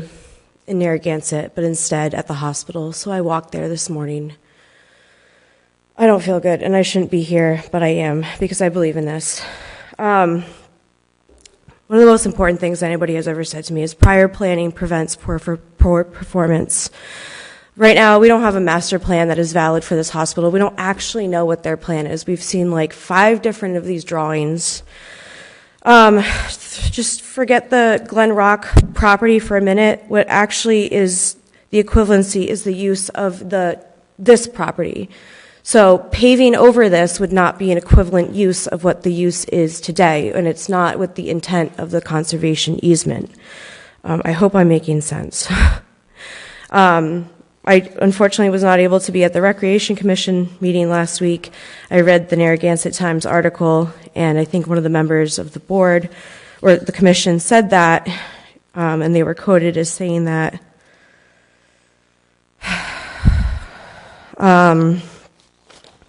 it's just not, it's not equivalent. I'm sorry, I'm really like messing this up, and I really shouldn't be here. I wrote this letter to you all today, and I emailed it to you, and I don't know if you're able to get it.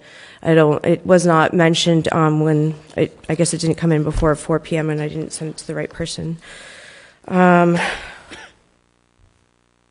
This is just wrong. We shouldn't be using the state comprehensive outdoor recreation plan to get rid of an outdoor recreational resource.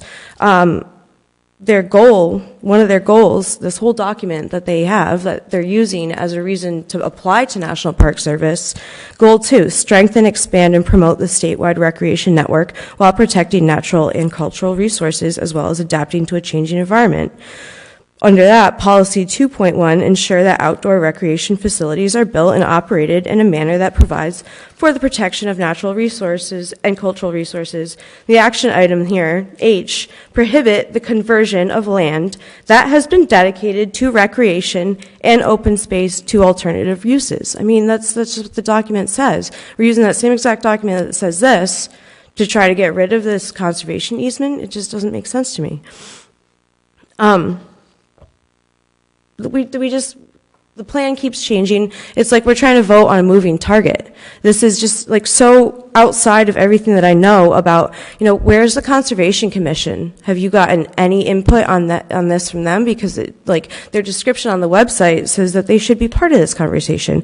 Where's the planning board? I mean, when you put forth these kind of drawings, we have planning guidelines for a reason. You go to pre-application and you kind of say, hey, this is what we're thinking about doing. This is kind of like what the role of this meeting would be. And then you go, okay, we got some really good input. Now we're going to start doing, we got the survey and we got the wetlands, we got the engineering. Then you go to master and then you keep tweaking it. Then you go to preliminary and then you go to your final plan and then you get approved. That is entirely absent from this process. And it just doesn't make any sense to me. I mean, it truly is putting the cart before the horse, and there's not a lot of planning going into this. So, a lot of my neighbors have said, we have to take a step back. I also, in this letter that I sent, I included in the letter, but I have a big one that I can show you, is just what it looks like in our neighborhood, especially, so this is the whole entire Wakefield Peacedale area. I don't know if I need to show it to the audience or not, but this is what it is. And south of Main Street, this is where the hospital is. That green blob is Town Farm Park. The only other piece is right here on the riverbank, right by that bridge on Silver Lake. And that's just like an overgrown, little quarter acre. I don't know what it's supposed to be.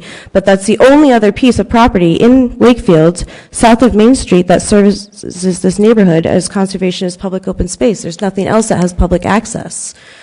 So what's left? I talked to my friend, she's a surgeon, she's at Stanford. I know it's an entirely different kind of a hospital, but they have parking lots designated for physicians, they have parking lots dedicated for employees, they have parking lots dedicated for visitors. They also are short on parking, and so visitors and other employees, they park about 10 minutes away at the mall, and they get shuttled in. And I have been driving by, I continue, like I said at the last meeting, I drive by the Marina Park shuttle lot, and I've continued doing that, and I've never seen more than about 20 cars parked there. So it doesn't appear to me that anybody's really using this shuttle. And also public transportation. I also included, because of my walk this morning, it's not really a friendly, walkable hospital. Like, I walked there, but it's really awkward. There's no crosswalk getting from Christopher Street across Kenyon Ave. There's a Kenyon Ave sidewalk, but then, to get to the main entrance and to get to over where the primary care physician offices are, you're going to have to, walk awkwardly past the emergency entrance, or the ambulance entrance rather, and then the emergency entrance. It's set up, you could drive right in, but it's really not friendly to people who want to walk to the hospital or walk to their doctor's visit. I don't know why my doctor is in the hospital and every single time that I've gone there, there's a sign on the door that says the blood lab in the office is closed. You have to go downstairs anyway, which is exactly what it was at their old building. So nothing has really changed. So I hope you got my letter and it was entered into public comment or something. And sorry that I'm not really super healthy and coherent today. Thank you.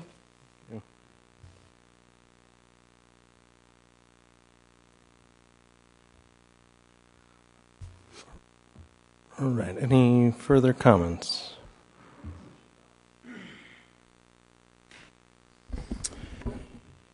Hey gang, Doug Gobay from Glen Rock. I guess I should add a few things here.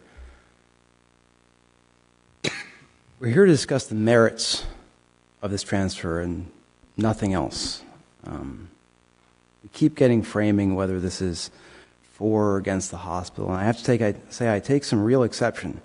We keep hearing about the taxes we get. We're given a fairly backhanded threat of, man, this conversation would be different if we were leaving, if we applied pressure somehow. I think everyone here has tried to be very neighborly, and everyone here wants to help the hospital. I've heard no one say we shouldn't help the hospital. I love my neighbors. I have great neighbors, and we work all the time for each other, and no one ever has to make any kind of a snide, backhanded comment. That's the first thing that I'm unhappy about. I would recommend strongly that the council listens to the audio recording of the Recreation Commission. It's already been said, that was a very frank and solid conversation that was probably the most productive that we've had so far. And listening to the motions and how they've been presented and not hearing the actual words of the committee does not carry the gravitas of the discussions that were had that day. And since those minutes I do not believe have yet been approved, I believe the only way you'll get the meaning of that meeting is to go and listen to that audio recording at this time. We keep hearing that it's the only option that we have. I think the committee has said it multiple times, the Recreation Commission, I should say, that your options are chocolate or chocolate. Just because it's the only thing we have, should we settle for anything? Ever? Just because it's what we have? When I look at this carving up of what we've had now, I'm told it's unreasonable to say we were given this 8.2 acres. We want passive recreation. We want active recreation. It's all right there. We keep hearing about bird watching because President Collins has mentioned that, and that's great. Passive recreation, all kinds of passive recreation there, and active, if we were to actually maintain this in its original stature. I know we probably won't be able to get that, and I do want to compromise, and I do want to help the hospital, but I would point out that if we had never done any of this in the first place, we'd have both, and no problem here whatsoever. President Collins also mentioned at the last meeting, you've seen the upper ball field go. You've played on both. We have, as I said in the last meeting, this is tautology. We have a self-cycling argument, and in fact, it's reinforcing of itself. Every time we give up any part of this land, the park is lessened. And then we're told the use of the park is lessened, and that we can give up more land. And then we're told the use of the park is lessened. What I've heard from folks is that this is used as a smoke break area. We have cars that the Recreation Commission has told the hospital to stop parking in places, and people are still parking there. This is at the last meeting. I encourage you to listen to these minutes as we have them now. It's this continual taking of a little bit and a little bit. And in this case, what's happened is, if we look at the land, the hospital is getting the meat, and we are getting the gristle and the bone. I won't say it's for the dog poops, but yeah, it's not that inaccurate. That's the low wet part of this. It does not get a lot of the views that we're looking for. People have already brought the master plan. I have asked multiple times, have not yet gotten an answer, and so I'm going to ask it again. In the application that the town proposed in December, and you can see this in the video and you can see this in the original submission that's been changed. In that proposal, the Glen Rock property is listed as used for passive recreation. That has been subsequently changed to passive and active. What hasn't changed is any of the activities that have been proposed for that area. So once again, I ask very firmly, why has that change been made other than it helps with the equivalency argument? If we look at the recreational activities that have been proposed there, none of them, which have not changed, are active. They are all qualified as passive in that regard. I very much want that answer. This is the Recreation Commission said. We're putting the horse once again before the cart. This goes with the other big question we keep asking that we have not yet heard an answer for. What is the rush? We know that we have massive transportation improvements coming to the area. We have $17 million being poured into public transportation to take places like URI, for example, and turn that more into a hub for the area to improve access to our woefully inadequate public transportation system, which is its own conversation on its own. We've already heard about getting RIPTA involved. Again, SCORP and the National Park Service both tell us we need to exhaust all of our options. We have certainly not done this when we're looking at this manner. We hear that this exchange would be a win for everyone. I see it only really as a win for the hospital in so many ways. And that's a good thing. I'm not saying that's a negative thing. We want the hospital to improve. We obviously don't win by losing any kind of function at the hospital. But where is the win in Glen Rock, for example? We get more passive recreation. We have thousands of acres. It's something on the order of 1,500 acres when you start doing the math. I'm happy to get you all the numbers. 35 acres is a drop in the bucket. It's nothing that significant overall. Just because the number is larger, 35, yes, is 4 times 8.2. 4 times a value that is unquantifiable. We can't just look at a plot of land and say, this is the value. If we want to do that, someone explain to me how the value of the land that we sold in the 1990s is more for less land than we're currently asking for the $180,000. I am not in realty, but I can tell you all about COP, inflation, exponential decay, and growth, and it doesn't match any of those things. I'll say that again. How is it that we have a arguably and admittedly laughable number, a non-apples-to-apples comparison, more land sold for less money, or say vice versa, I apologize, in the 1990s than versus now? It makes no sense whatsoever. Continuing on with that, so we gain nothing in Glen Rock, and the town down at Town Park Farm loses as well. They get more parking lot, I guess. But they're losing the ball field that's there. They're losing the active recreation that's there. We keep getting a circular argument that it's passive recreation and we're going to make it into more passive recreation, that it's jogging now, but it's not great for jogging. I don't want my jogging put within 12 feet of the edge of the property right along Route 1. I don't care how much vegetation you put there. That's not better than what's currently there. I can't argue that that's an improvement. We are really putting the horse entirely before the cart here. Overall, the part that frustrates me the most, and it's already been hinted at, is we've already screwed this up. That's done. We can't undo that. That's settled. Once we did all this stuff with Tuckertown, we got ourselves into a big ball of wax. And it's good. It's a good idea to try and get ourselves out of it. I completely agree. But we shouldn't just jump because we can. And we've already got the eyes of the National Park Service on us. We have to do this right. And with that in mind, this value that we have here doesn't even meet the equivalency. Once we do the apples to apples, we're immediately going to find out we're not getting more in even value, monetary value, that which we could arguably quantify, versus the equivalency that we cannot quantify which is in what we're changing hands with active and passive. I think I've made that argument. We lose active. As Elle said, it's the last active recreation you've got down here. People can't drive, and they will not be driving. I remember one Recreation Commission member said, well, he held his breath as he took one of the turns I have described to this council on that road. I know exactly which turn he took.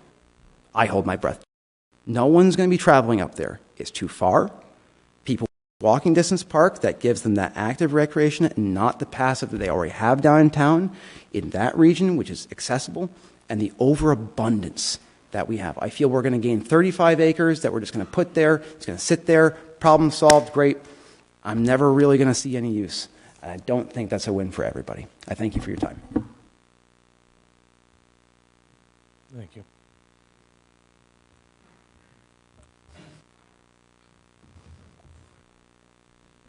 Thank you, President and council members and members of the community.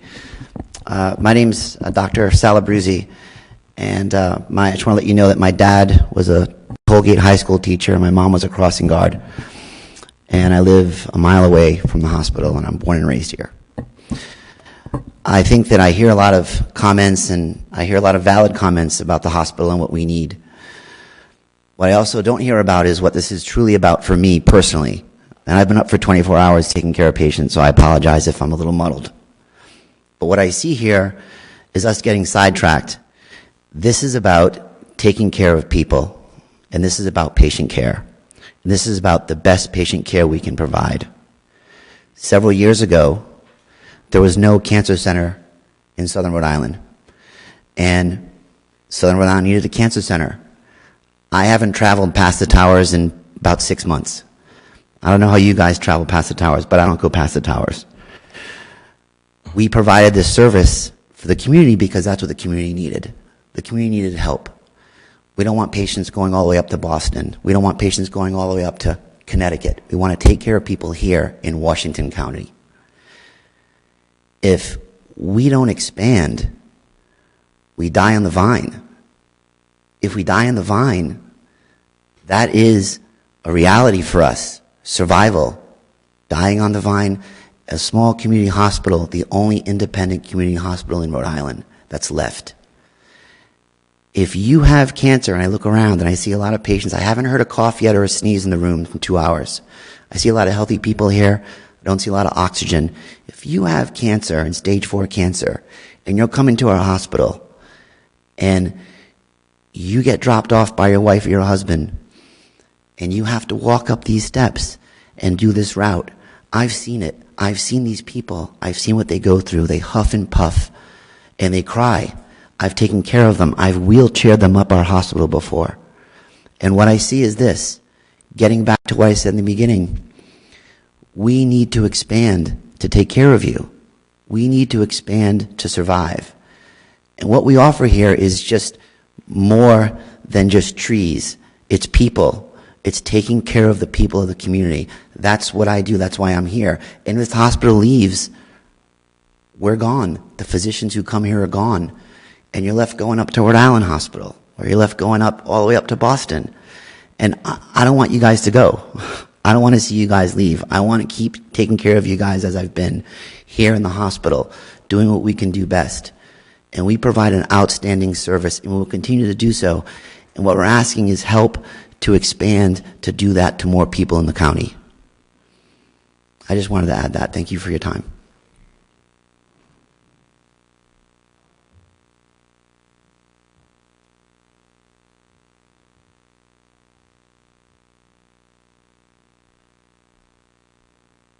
Good evening. Dennis Lynch, Chairman of the Board of Trustees of South County Health.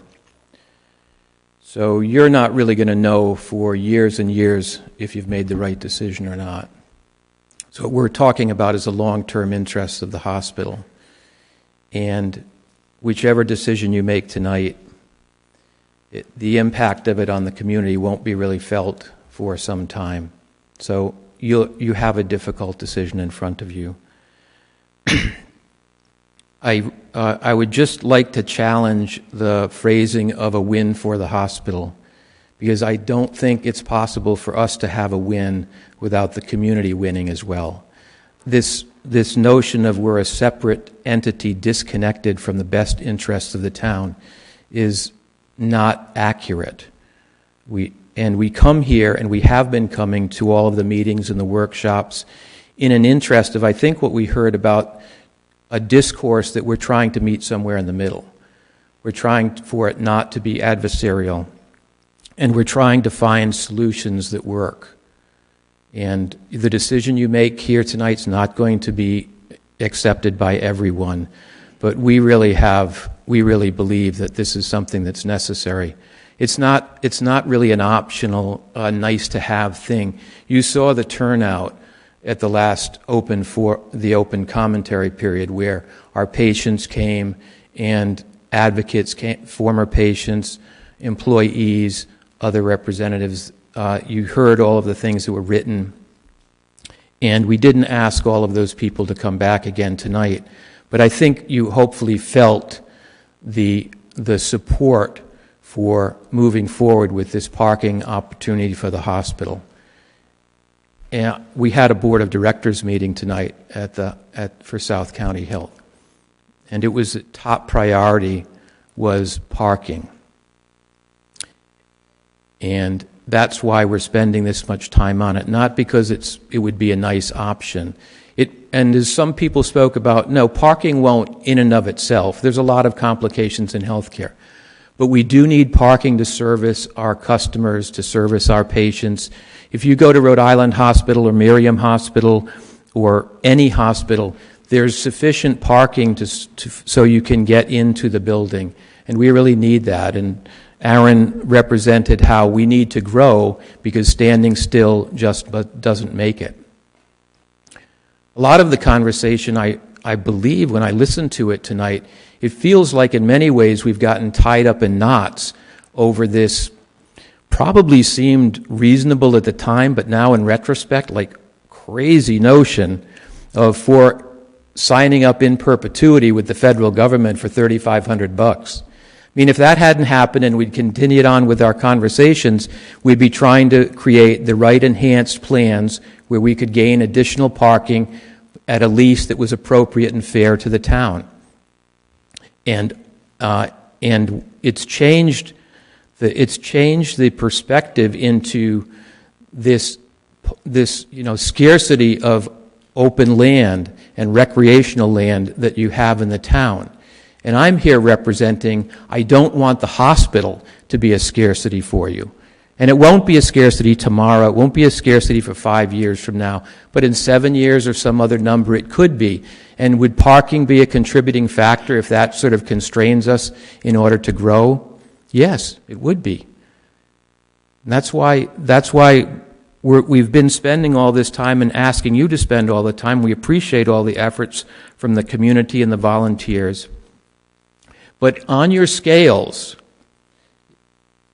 if you put on your scales recreational space and open space against the value of having a local, independent, high-quality hospital system that's continuing to develop more and more offerings so people can treat it more and more locally, I hope the scales tip slightly in the interests of the healthcare system, because I think that's what I never want to be a scarce commodity here. I mentioned in the last time I spoke 2 weeks ago, and I'll return to it. I'll return to it tonight. That in your objectives and goals under South County Health, the number one goal and objective is to work with South County Health to ensure long-term viability for South County Health delivery system. And I believe that if you take that objective and you weigh it against the best aggregate interests of all of the residents in South Kingston, I believe you'll come out helping us with this not perfect solution. We didn't find a perfect solution. We found the best solution we could, and we do need to move in a timely fashion because this is going to take a long, long time with the federal government, and then we'll take a long, long time with planning and zoning and any of the other appropriate committees to get the perfect model of what I think I think we're trying to move closer and closer to finding the right middle ground for you. Hopefully this solution has. Would we have found something else perfect as a swap if we looked for 1 month or 1 year or 2 years perhaps, but this is where we are right now. And I really, really, really do ask you to take into consideration long-term interests of the community, which I think are absolutely wired at the hip with South County Health. And a win for us is a win for the community. So thank you. Thank you.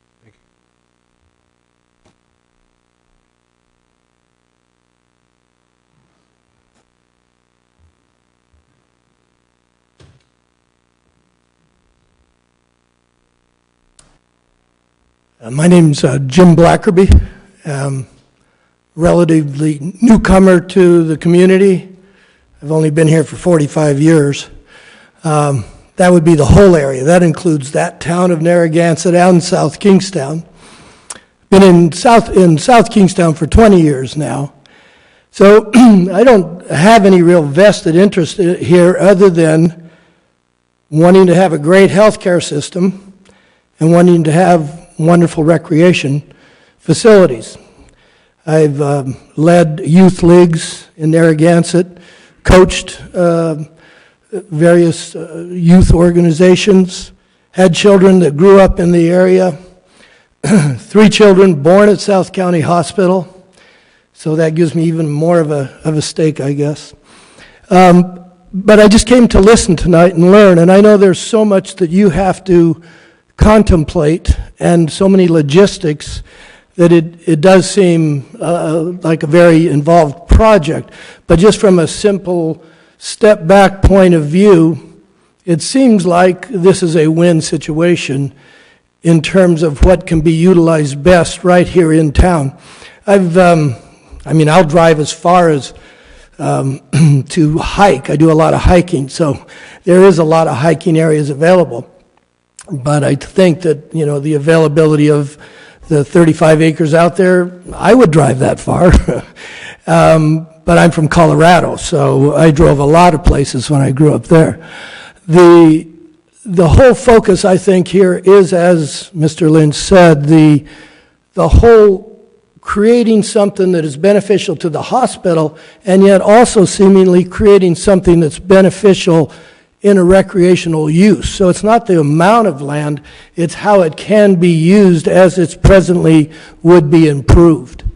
And I was very impressed with the President's presentation here of what could look like. Now, renderings look nice, but if that rendering does translate, that could be a very good use.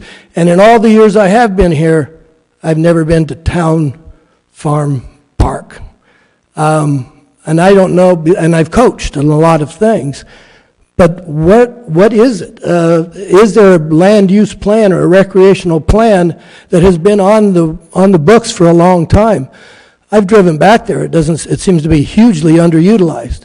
So either you get at it and really create this, as has been suggested, and that's a fine suggestion from a recreational point, but I think you have to blend both the hospital needs and I will go to what has been presented and walk around and really enjoy it, where I haven't in 45 years been there.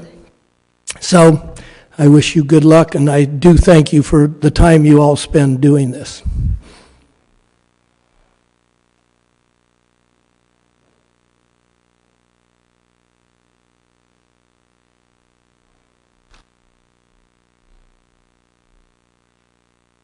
I hadn't planned to speak, but at some point when I was sitting, my name's Deb Bergner, sorry.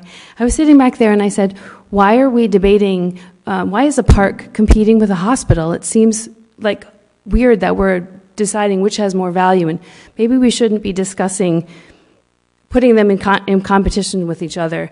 I am the child of a hematologist and oncologist. My dad was a doctor for 30 years, and so I appreciate the cancer center being down here.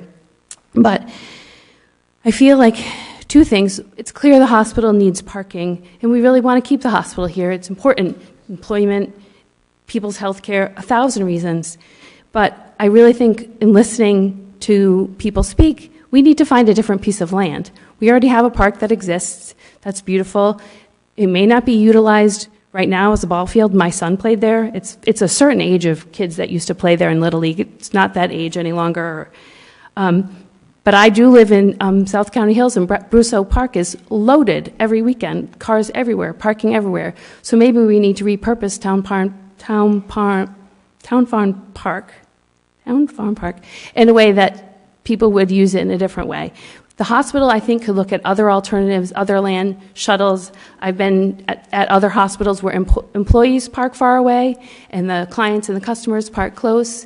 I mean, at the University of Rhode Island, we just changed the parking rules for students, and first-year students can't park on campus. They park in an off-site lot in Wickford and shuttle in. I mean, there's alternatives that the hospital, I would want to feel 100% clear that every alternative was fully exhausted and fully vetted out before we gave up a beautiful park, because it is a beautiful spot and it is useful to this part of town. And so I want to be sure that we're not putting two things which contribute to the community, recreation space and the hospital, in direct conflict. Those things shouldn't compete with each other. We should be fully aware that the hospital has vetted every other option, and that before we give away a beautiful park. I hear the eloquent physicians and the board of directors and the president speaking. I hear that. We all hear their need. But we also have to balance that with, have you exhausted out other locations and shuttling them in? And I think that is a reasonable ask. And if we're not sure of that, and the community isn't sure of that, we can't get behind the decision either. Thanks.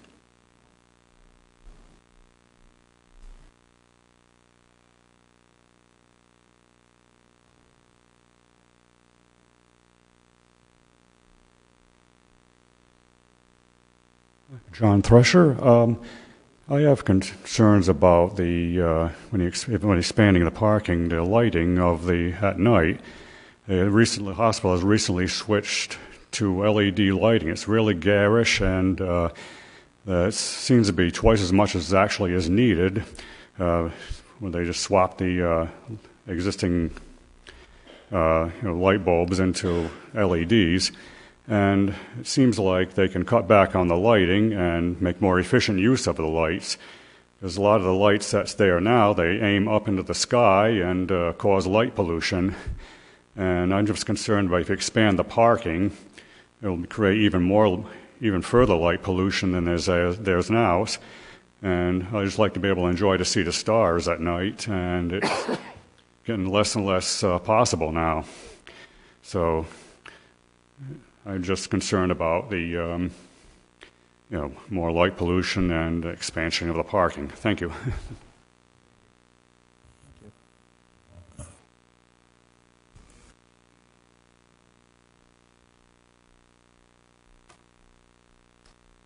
Hi, I'm Dave Fornaro. I was really here just to observe tonight. I hadn't planned on commenting on this, but I just wanted to follow up on something that was said earlier. The young lady who wasn't feeling well, she mentioned something that really caught my attention, and I can't vouch to its truth or not, but she mentioned that she had gone through the parking lot several times during the week and on the weekends, and that on the weekends it's very empty, whereas during the week it's very full, which, the implication there was that the parking lot's primarily being used for day visits for medical office use. And so the question really is, what is the purpose of the hospital? Is it supposed to be a medical office facility, or is it supposed to be a hospital? And if the parking issue is really because there's not enough room to support the medical office facility, well, maybe that's not what it should be. And maybe if the hospital had, made intentional decisions to, grow the hospital in that way, they should have thought about these parking issues ahead of time. Maybe they did. Maybe all this has been thought through. Maybe that's not really what the issue is, but it was an interesting point, I think, that, if there's a huge discrepancy in the use of the parking lot on the weekends versus during the week, I presume that, hospital patients that are there for especially emergency or critical hospital services don't have a particular day of the week in which they need to be there. They're equally there all days of the week. So if there is a, weekday versus weekend issue, and if it's related to the use of the hospital primarily as a medical office space as opposed to hospital services, maybe that's not necessarily our problem to solve.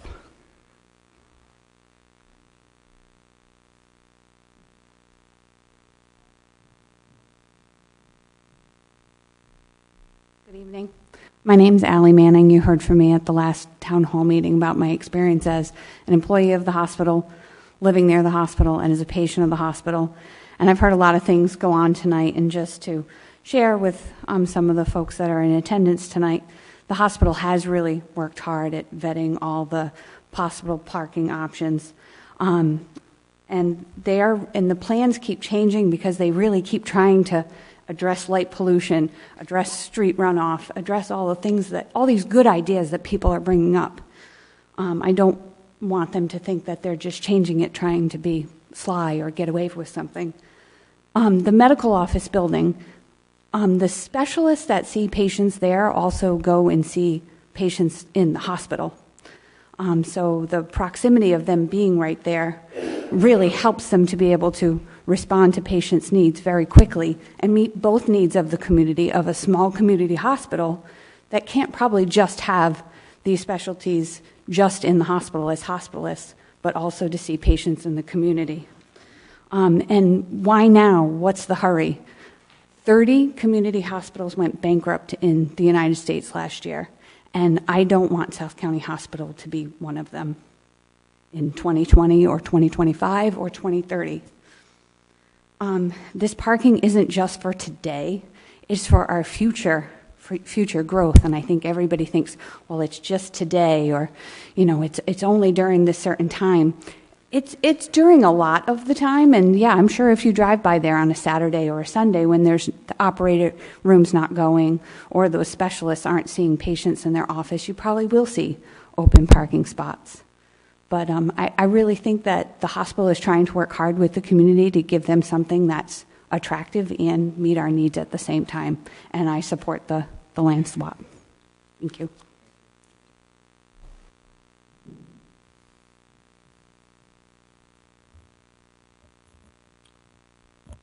All right. I think that may have exhausted the public commentary.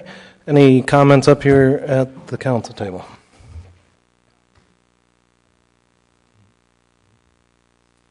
I'll say a few things. I certainly do think that this should require a sense of urgency.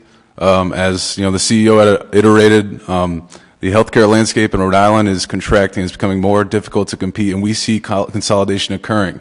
You see it in the news. You've seen it over the last 10 years. It's occurring, and it's occurring rapidly.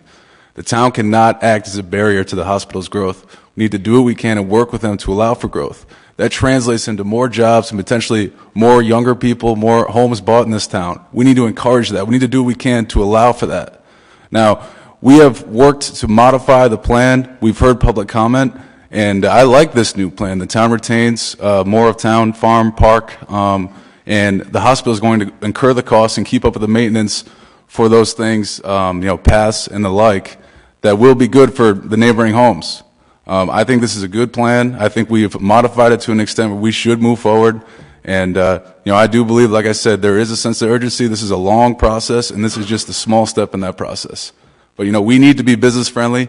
We need to work with one of the biggest economic generators in this town, and we need to, partner with them and do what we can to help them, because in turn they are helping us. I believe this is a win-win, and I will be voting in favor of submitting the proposal as it was presented tonight.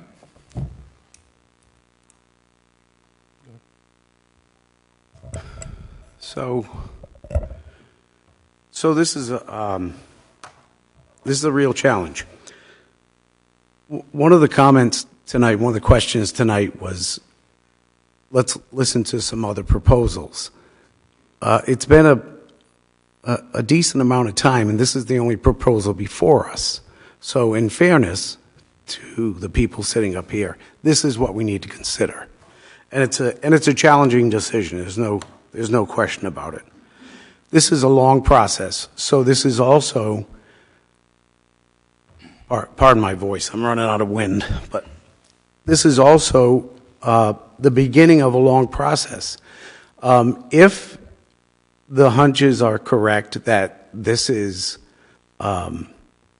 not a like or equitable swap, I think the National Park Service will answer that for us. I think that at this point there is some urgency, and we do need to ask the question.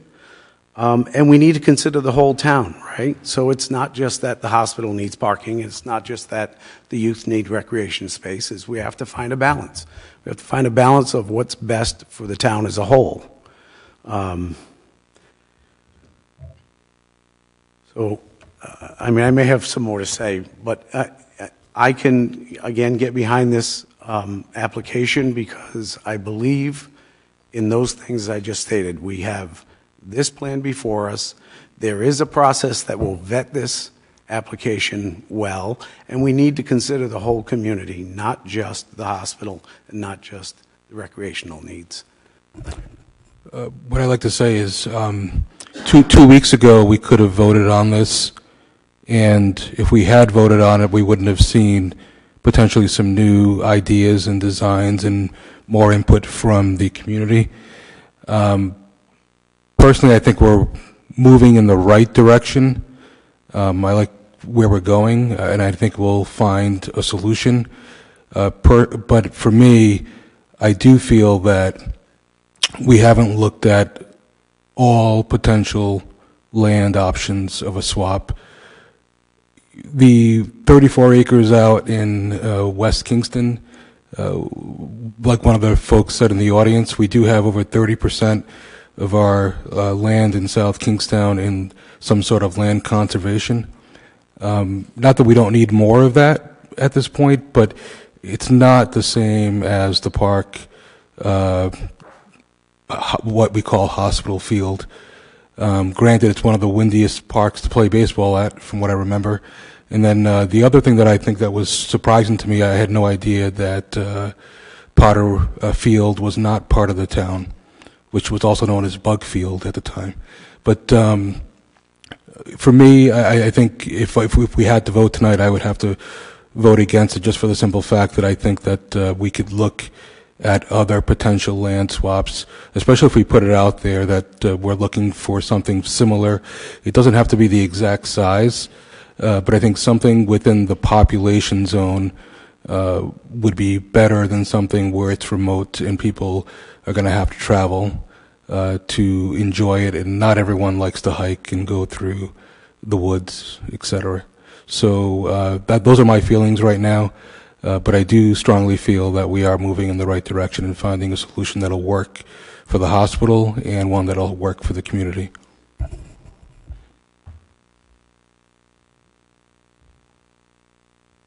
So this is a struggle for me. I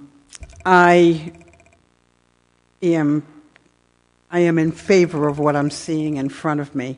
It was something that I wanted to see when we met last. That we retained some of the property. This speaks to that for me. I like it that we have a path and from Kenyon Avenue in 2 different points of entry. I like it that the town people that surround this property will be able to use it to walk their dogs and take their kids to a playground. The Glen Farm property, Glen Rock property, is a problem for me. I think I very much agree with the Recreation Commission that this doesn't appear to be an equitable swap. But I'm going to vote in favor to send this to DEM, who will in turn send it to the national parks to have them weigh in on it. Because if it is an equitable swap, we still are charged with the task of completing this. We haven't gotten there yet. All we're doing right now is asking the National Parks Association, is this doable? And I'm in favor of asking. And then we'll see how this develops, and we'll be able to tweak it and get probably more of what we envision. But I will vote to send this up to DEM. Thank you, Deb. So I have a question. Is it possible to make some contingencies if we pass it, when we pass it, asking you to continue to work with the hospital in the interim to identify a potential alternative to the Glen Rock Farm property. Particularly, I would like, I mean, obviously the Potter Field situation sounds like something to look into. But beyond that, looking at town properties, if there's some piece of property where we could put a couple basketball courts, or a baseball field, and we could sell that to the hospital, and then they could give that to us for this. It's an option. I think we need to look into that. I'm perfectly happy beginning the process. You know, we've heard about rushing, but we've been having this conversation with the hospital for years and years, and in earnest for a year. And so I don't think it's rushing. We're getting to the starting line right now, and this is putting the proposal forward for the opinion of the National Park Service. I would love it if we had an even better proposal to give them. So when you said that we can sort of alter the proposal midstream, that appeals to me if it's possible. I do think there's a very good chance that they would approve it as is. I think 35 acres in addition to the park as it's configured there on that slide is going to be seen as more than an equivalent value of what we're giving up in the 2.25 acres there. Is it possible to... So I think the answer to the question is this is a DEM application once we make the request to DEM. If between the time the council approves our submitting a proposal, a draft proposal, and a request to DEM, and that submission to DEM, something else comes up, we can certainly swap out the property. We could say, look, something Potter's Field is a better property. We can come to the council and say, hey, we want to slip with this one in. Preparing the request to DEM is going to take us a week or two anyway. If somebody listening to this conversation pops up in a week or two, we can change, with the council's approval, we can change the property that would be the transition property, assuming the hospital can get there, assuming, I mean, again, in many ways, this is not a perfect solution. At all. We admit that. We acknowledge that there is no perfect solution here. If there were a perfect property, we'd have it before the council. This is not a perfect solution. Our mantra going forward has been we cannot let the perfect become the enemy of the good. This is a good solution. The question is whether there's a better one out there, and if one comes to our awareness, if we know of a better solution, we'd be remiss, we'd be wrong not to bring that to the council and bring that to DEM. If after submitting an application, if DEM submits an application to the National Park Service, it will take a period of time, months, perhaps more than a year, before we get a decision from the National Park Service. If during that period of time a better solution, probably never a perfect solution, but if we get to a better solution, we'd be remiss not to make an application amendment.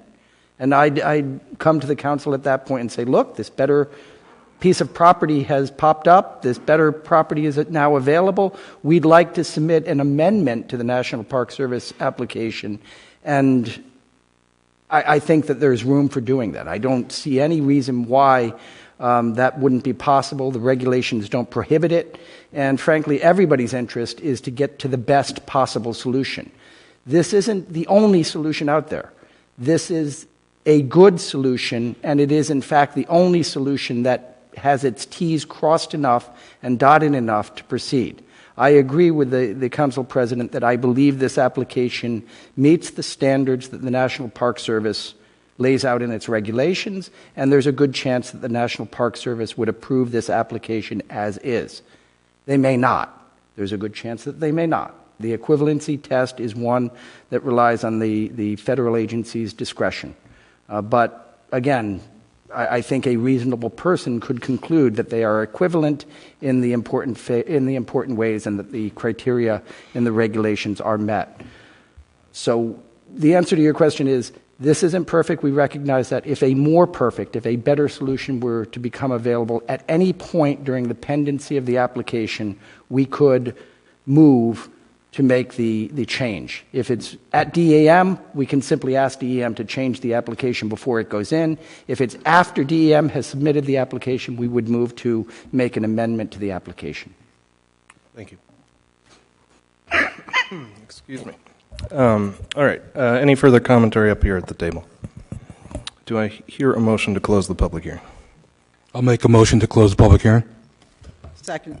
So moved. Any further discussion? All in favor say aye. Aye. That motion carries.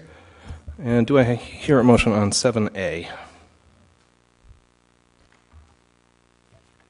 I'll make a motion that we move forward with 7A as presented tonight, but we also instruct the town manager to work closely with the hospital in identifying any other parcels of land that could be more attractive in the interim while we submit this application. Second. So moved. Any further discussion? All in favor say aye. Aye. All opposed? Nay. And by a vote of 4-1, the motion carries. 7B is a public hearing relative to adoption of the proposed FY 2020-2021 to FY 2025-2026 capital improvement program, as shown on the Exhibit 1 attached to your agenda.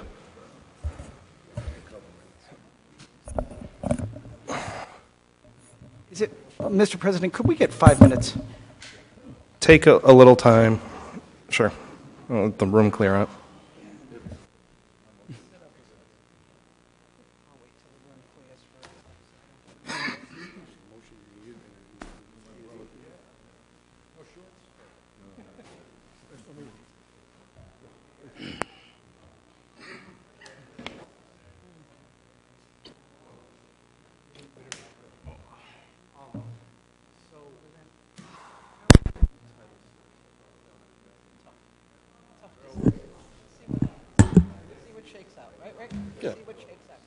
Voting, to be honest with you, Let's get it going. Let's get it going. I knew it was going to pass. Let's get it going. Yeah. Oh, yeah. All right. See you, Rick. She didn't work today. I spoke to her a couple of times. They were going into the cemetery to put the mother next to the father, out to the veteran cemetery. So. It was a very nice service. Yeah. I did see Sue. You're welcome.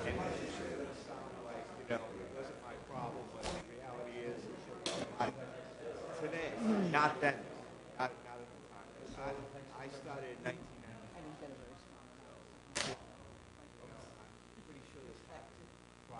I don't think it was. But this time around, we figured it out. I don't know. There you go. There you go. But it's this is it's extremely heavy.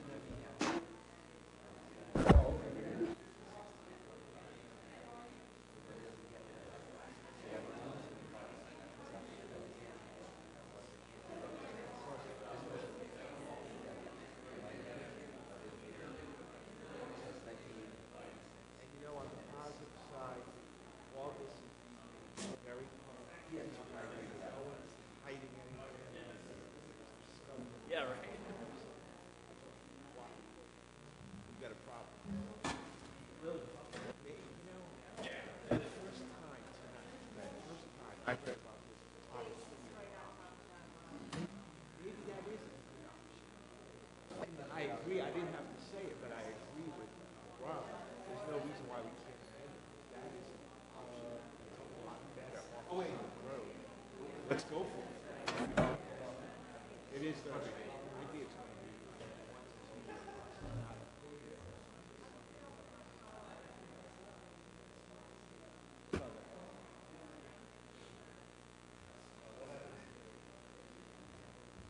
Listen, right. You're exactly right.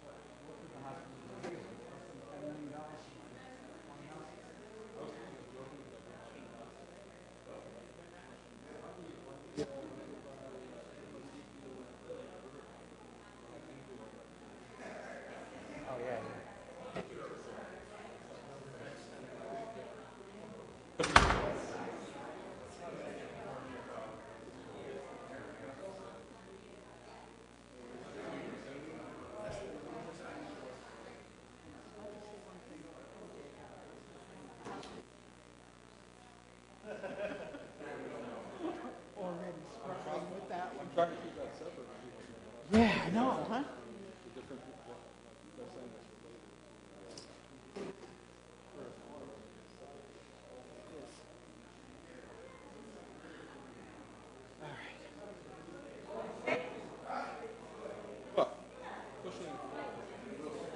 It might be a solution. No, what I'm saying You is know. how we pushed it forward with us 2 weeks ago. This is a better Oh, situation. much so, much so. Yes. Yes, I did send my thoughts via com. That's how we got it. I drew the L for him. That's how we got it. The question was, what do you want? I want from so where we already know and move on.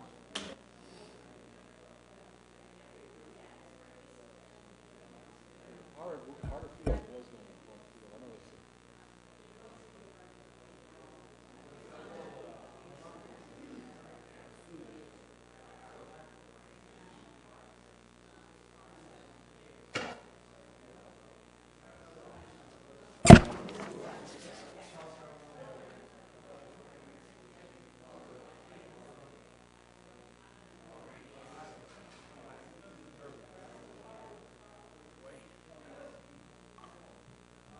right.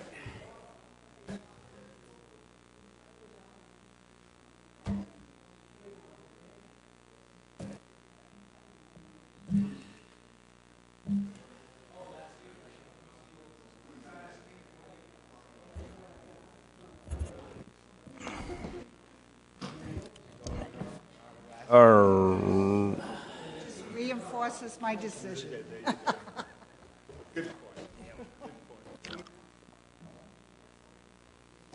I got mine. Yeah, I got my own bag today.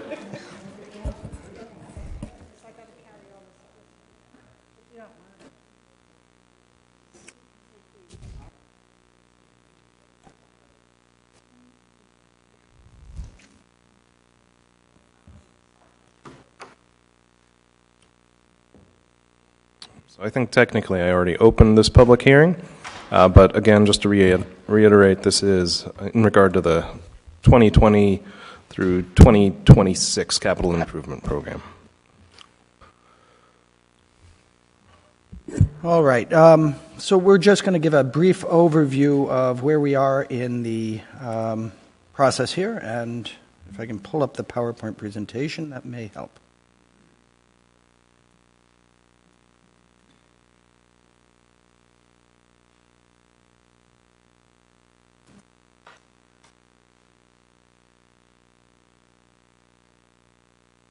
That's the wrong one, isn't it?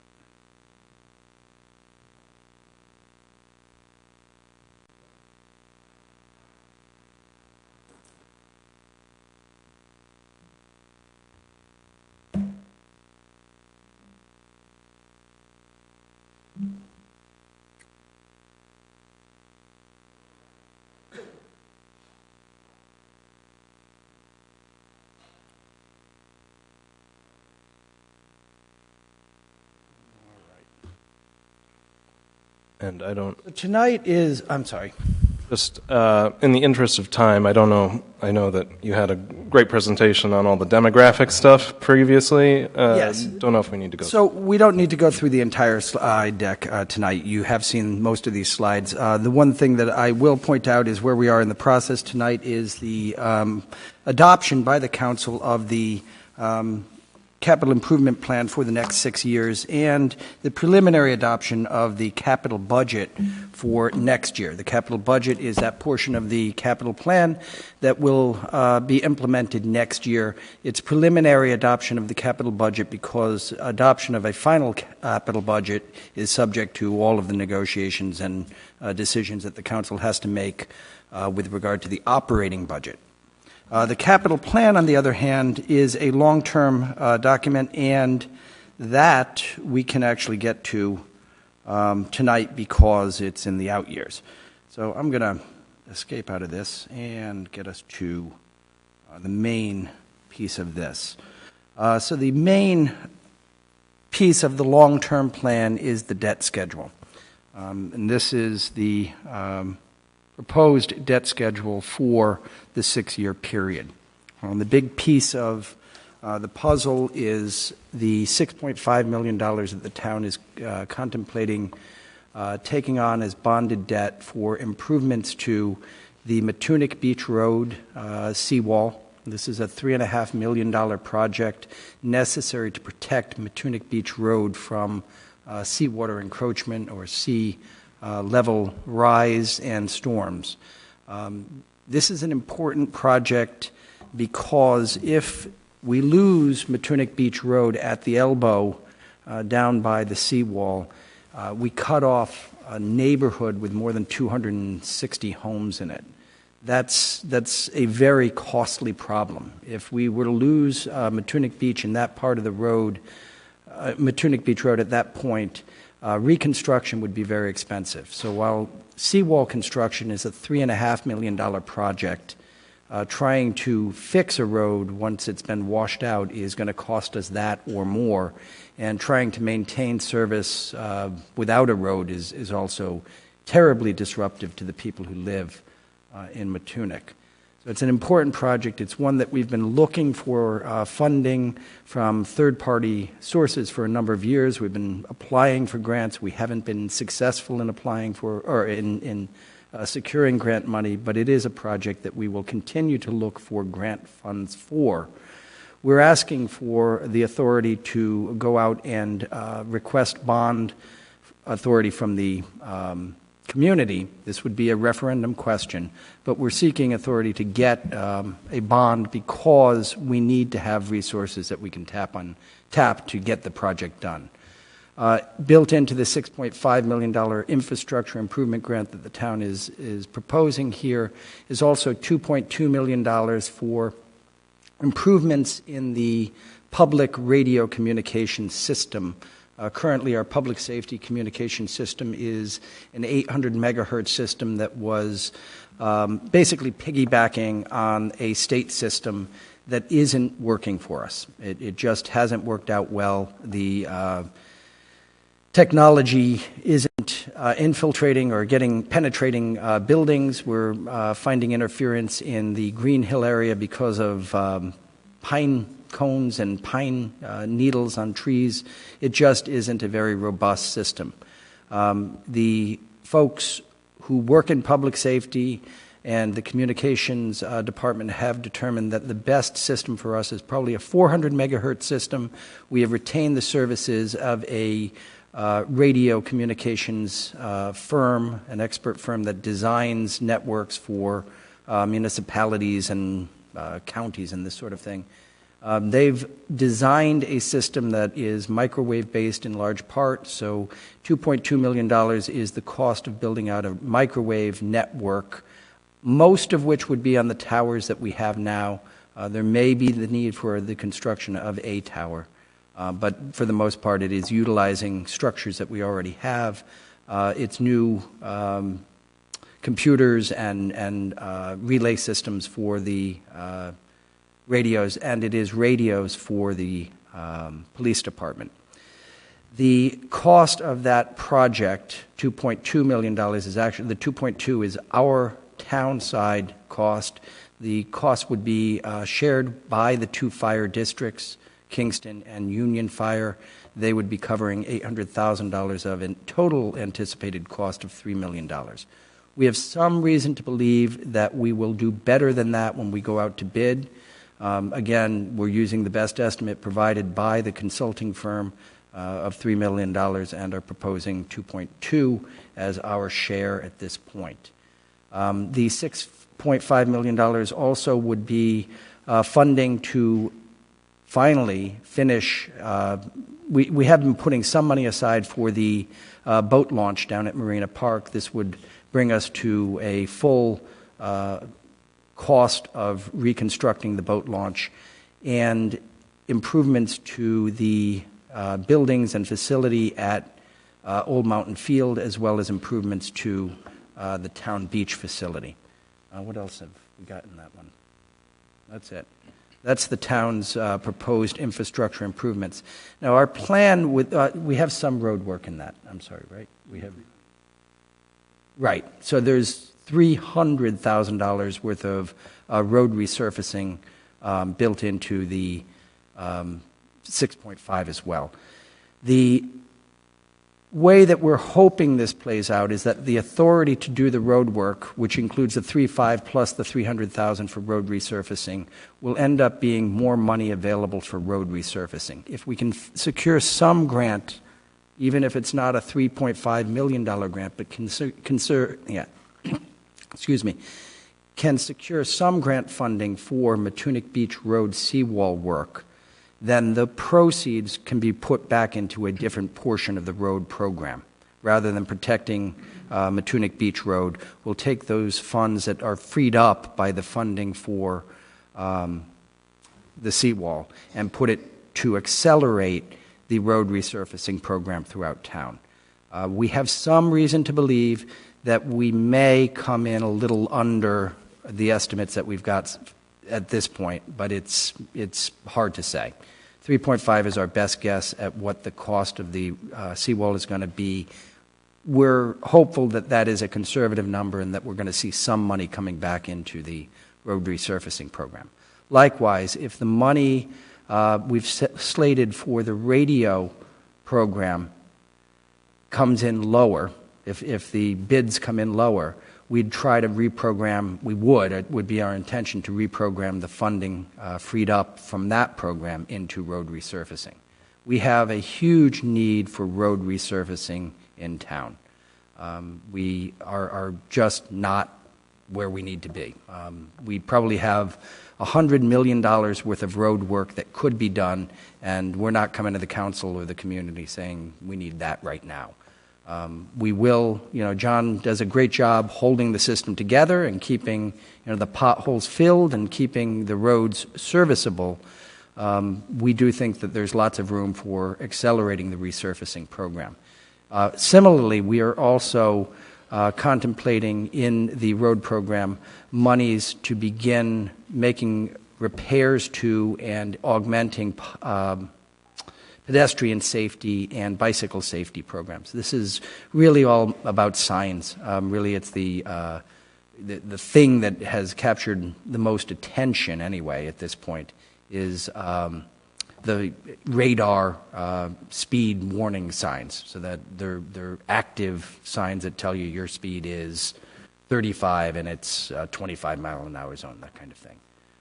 Those feedback signs do change behavior. Whether that's an enduring change is an open question, but they have been utilized in communities around the country to good effect, and we've had a lot of requests from members of the community to see that sort of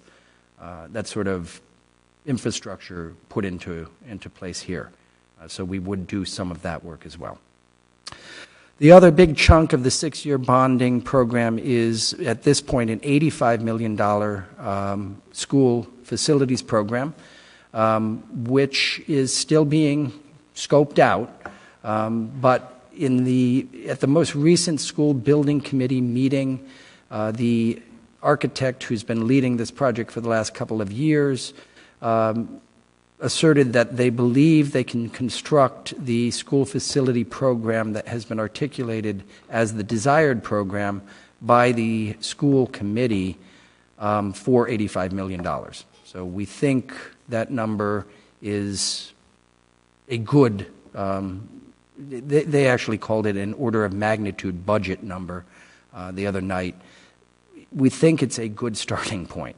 I have expressed some concern in the past that that number really is the outer point on our tolerance for additional debt, and we've done an awful lot of thinking around that number. We think $85 million is a reasonable debt service. As I explained at the last public hearing on the CIP, it is absolutely perfectly clear that the bond markets will tolerate that request from this community without any difficulty whatsoever. We can borrow $85 million, and we can borrow the $90 million that will, with things coming on and off, that will be our high water mark without any difficulty. the bond markets will accept South Kingstown coming and asking for $90 million without balking at all. The concerns that I've expressed in the past are that we consider the impacts on various segments of the community. I've noted in the past that we have a third of the population that earns less than $50,000, and I've run through some of the numbers and estimates on property values and folks' ability to pay. Now, the council asked at the last public hearing that we go back and do some modeling on what that would look like. And we've built a model, and I'm happy to share that with the council tonight. I'm happy to put it up on the screen, and we can plug away and look at what various income impacts would be, or what the impact of a rise would be on folks. I will say that the summary of the analysis is essentially this. If you take the average value of a home in South Kingstown of $352,000 and you assume the debt load that we're projecting, the cost per $1,000 multiplied by 352 is going to be somewhere in the neighborhood of $200, $250 at the peak. $200 and $250 for the bonded debt, all bonded debt, not just the school debt, but the total bonded debt. That number comes into play in 2022-23. Is that 22-23? That's net of ride reimbursement. It's not gross. If we were not taking the ride 52%, that number would be 100% more than that. It'd be $400 per household. The real challenge over the next 6 years, though, doesn't come with that debt service number. The real challenge comes with the operating costs, which are cumulative. They don't just go up a little bit each year. They go up depending on whether it's a 2% increase or a 4% increase significantly. And the bottom line is, if we don't keep operational expenses down, we're really looking at, on that $352,000, we're looking at potential increases. I want to be careful here. I don't want folks to freak out, but we're looking at potential increases. If you had cumulative 4% operating budget increases plus the $200 to $250, you're looking at $1,800 to $2,000 worth of difference between a 2026 budget or bill and the bill last year. It's a significant increase over that period of time. Hey, Rob, can you explain to the council, and I'm not sure if they remember or not, when it comes to bonded debt, it doesn't count towards the 4%, correct? So, the 4% cap does not include debt service that is above what you incurred in the previous year. So the 4% cap isn't a total cap on what a municipality can levy in taxes. Debt service can be excluded from the cap. Is that what you're after? So you could, in theory, have a tax increase that is 4% plus your additional debt service in any given year. You could have a 5 or a 6% increase. The trick is for us to keep, if we're going to have a $200 increase for debt service, to keep that 4% from being 4%, and certainly to keep that 4% from being 4% for 4, 5, or 6 consecutive years. Because at 4 or 5 or 6 consecutive years, it does real harm.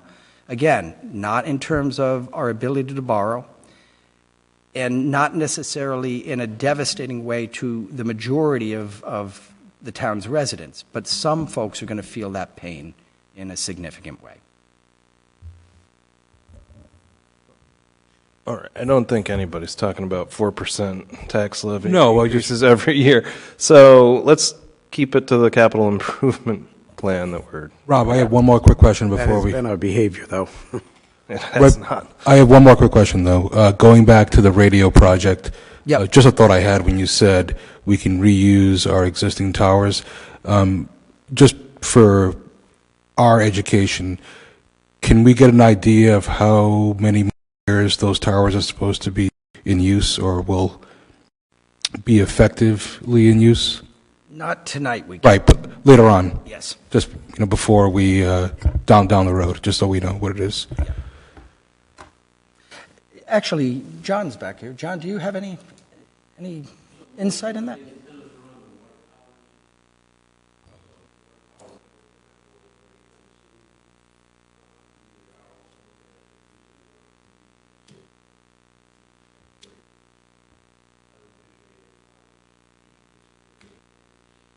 One of them's on a Narragansett tower. Do you know anything about that one? No, I actually think it's a Narragansett fire station tower. Yeah. So all but that one in Narragansett seem to be, around for the long run.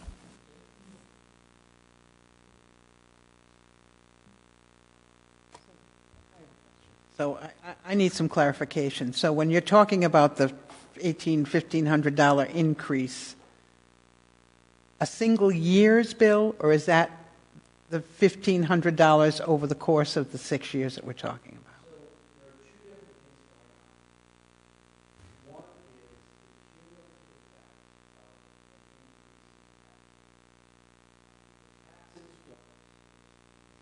Right.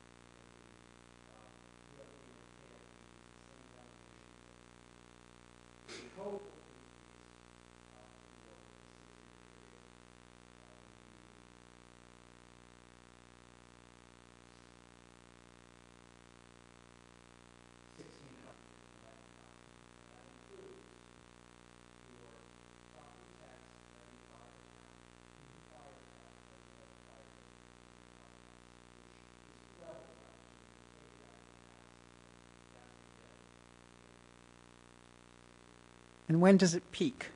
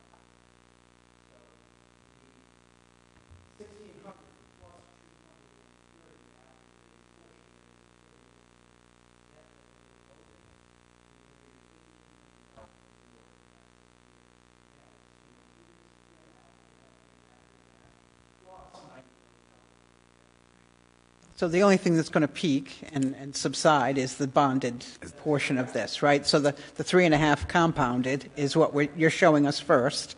Then, okay, just so I'm clear. Right.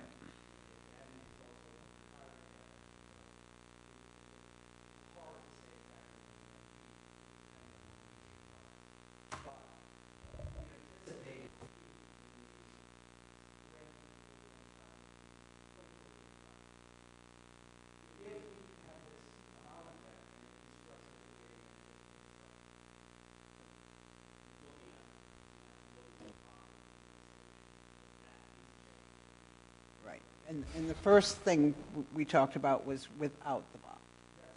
Okay. That's if we keep to a 3.5% increase year after year here from this. Okay. Right.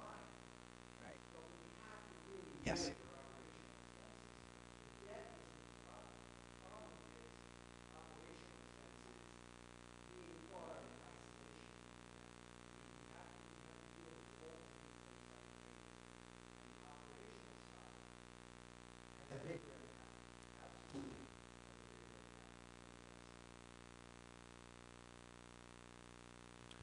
Rob, could you share that spreadsheet with the council, or is that something that... Yes, in fact, it's a true in development, the SMART statistical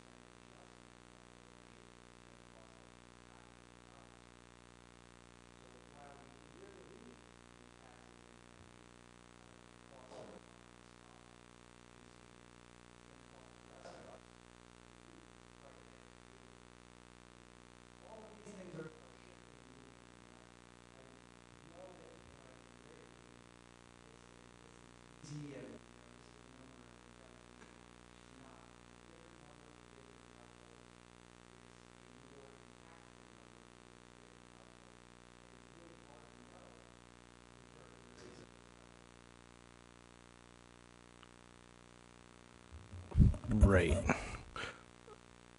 This is going to be a really helpful tool, I think, for people. But I would like to bring us back to the capital improvement program and getting through this.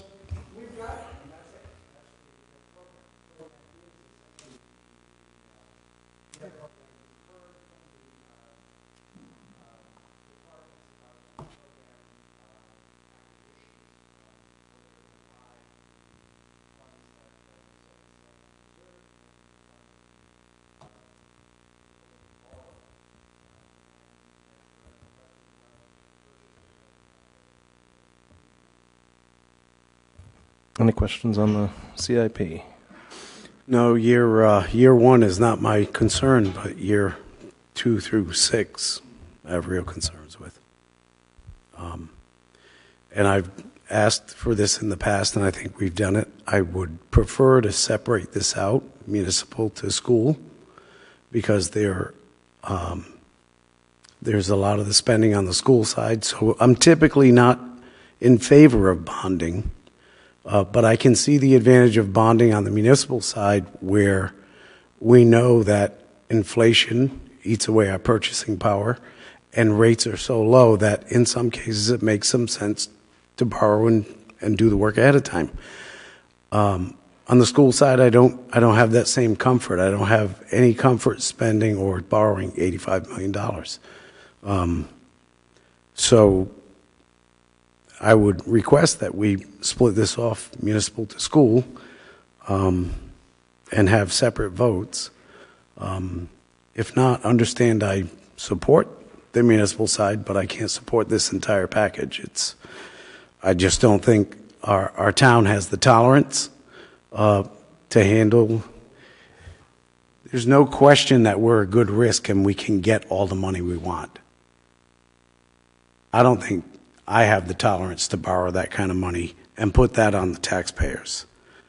I'm a little concerned about the proposal for the newest plan in the school system is to move the high school to Curtis Corner. I'm a little bit concerned that the estimating for that was done so quickly. I trust its accuracy, or I question its accuracy. And I don't know, because we haven't gone there yet this year, but the last 5 budgets that I've been involved in, the operational side on the school side is not controlled. And we just saw through your illustration and your example how much more dangerous that is than the bonded debt side. Sure.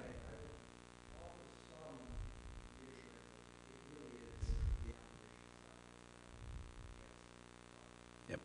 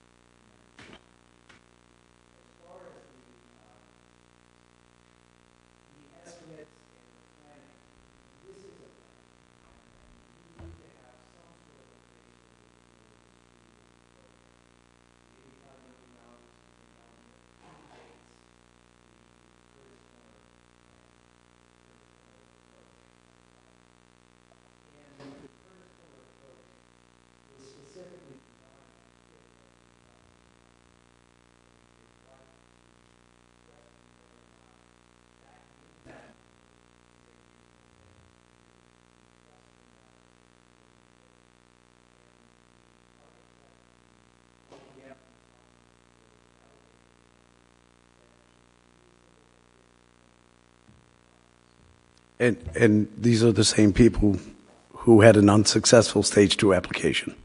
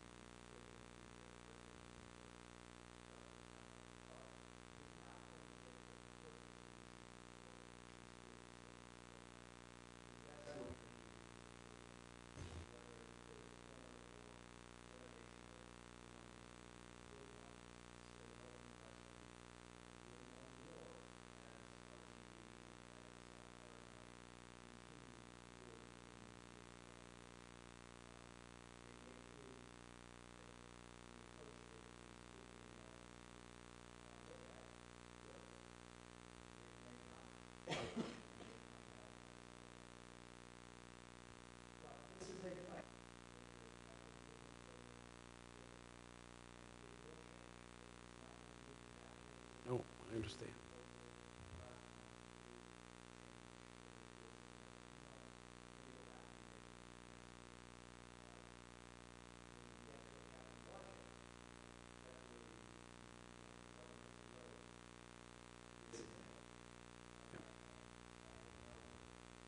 No, I understand. And again, just, I don't want to belabor the point, but this isn't a plan that I can support. It's just way too much spending.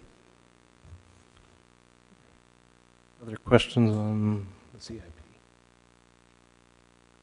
All right, very good. At this point, then, it's a public hearing. Please, if you have thoughts about the capital improvement program, this is your opportunity to share them.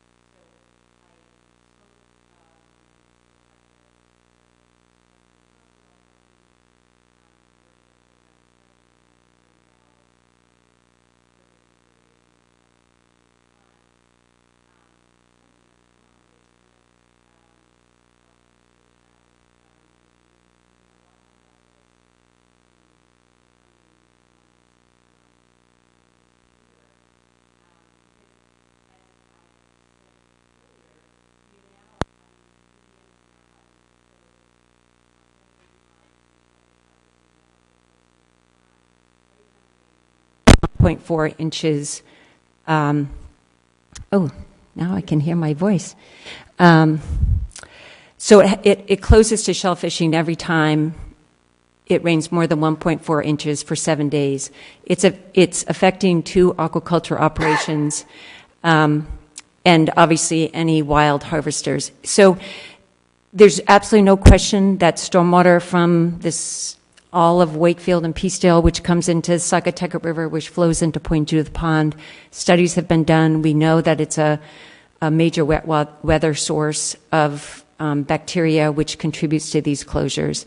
So I just urge the town to be taking this issue more seriously relative to actually putting some money behind it. And, I know this is a very, late in the game in your budget process to be talking about this, but it really is something that the town needs to be rolling up their sleeves and looking at how they can more proactively be responsible in reducing the pollution that comes from our town roads.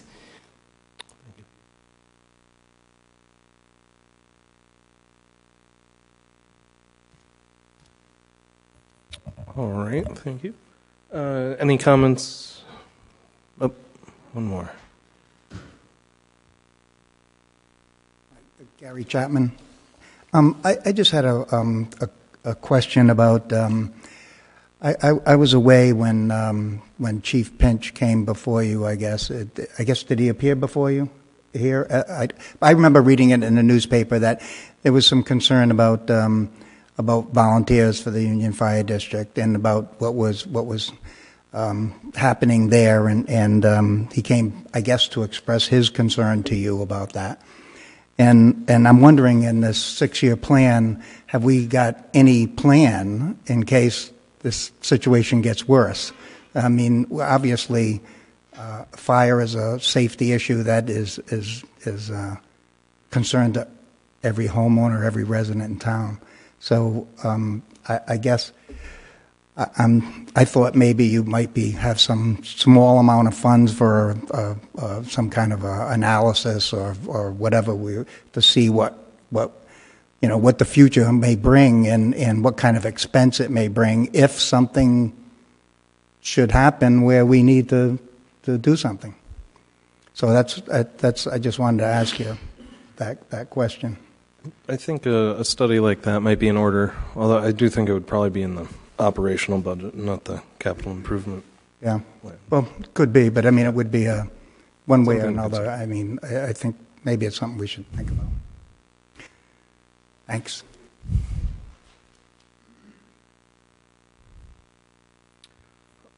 All right.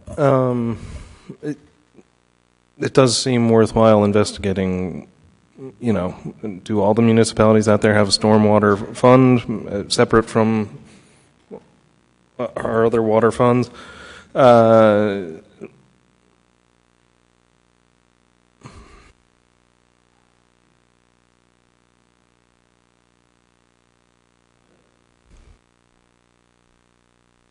we are making some progress. Narrow River, the contract's been awarded. Construction is going to start in March. Once that TMDL is done, we're going to move on to the next one, likely Green Hill Pond. But we do earmark $75,000 a year. I think what Ms. Scott was referring to, and correct me if I'm wrong, is a stormwater utility district, or what's called a rain tax based upon your impervious surface. Me personally, I don't support that, and the rationale why is I'm fearful that if we were to promulgate a regulation with a stormwater tax and tax property owners and make those improvements, if we don't meet water quality standards when we're done, I think that's a disservice to the people who've been paying that utility tax. And that's my concern, is once we make these improvements, there is going to be an improvement in water quality. Is it going to be 50%? Probably not. 5-10% maybe. But we're likely not going to meet water quality standards when we're done making these stormwater improvements. So for that reason, I personally don't support a stormwater utility district.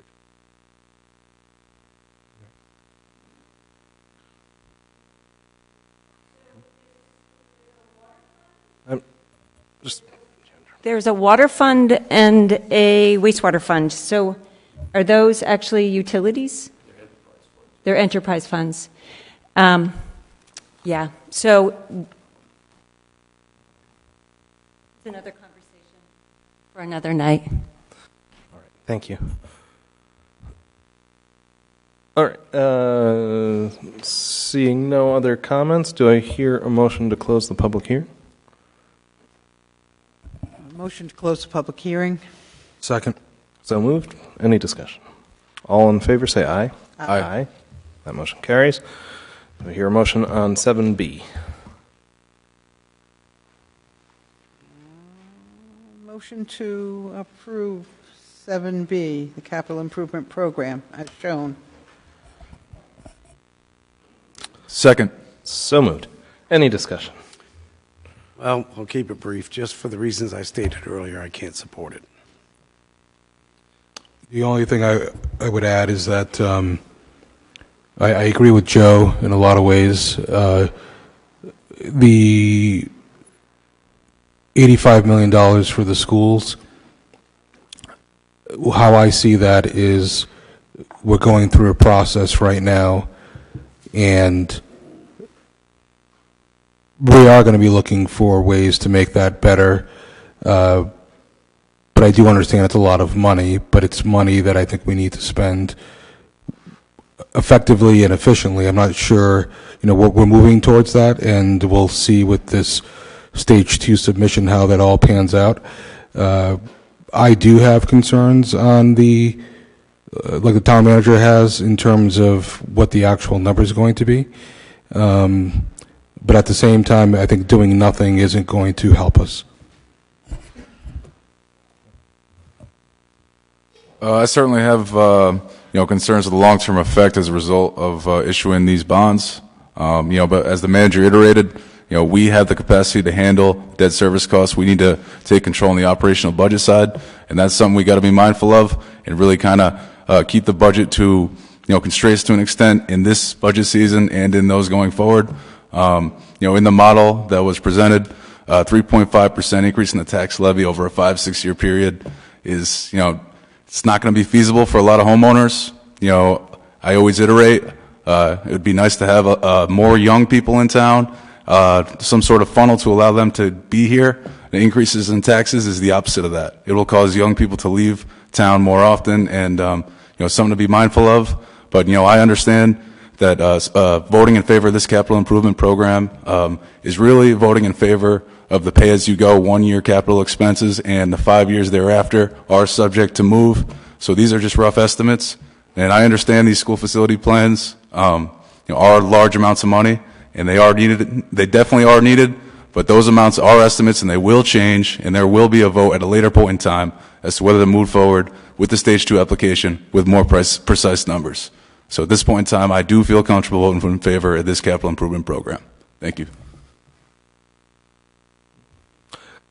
I think, as the manager pointed out, this is, aside from the money we're putting aside for the revaluation project, a decrease in the capital improvement program for the coming year.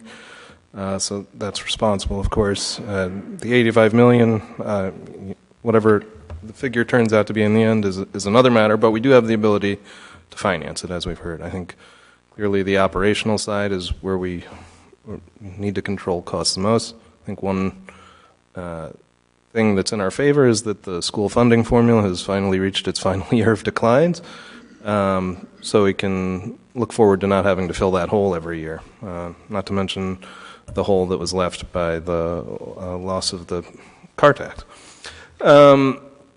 So I think the pressures will not be as bad moving forward in terms on the operating side. So we look forward to that.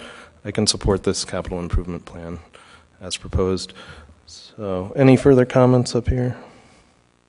All in favor say aye. Aye. All opposed? No. And by a vote of 4-1, that carries. And that brings us to communications.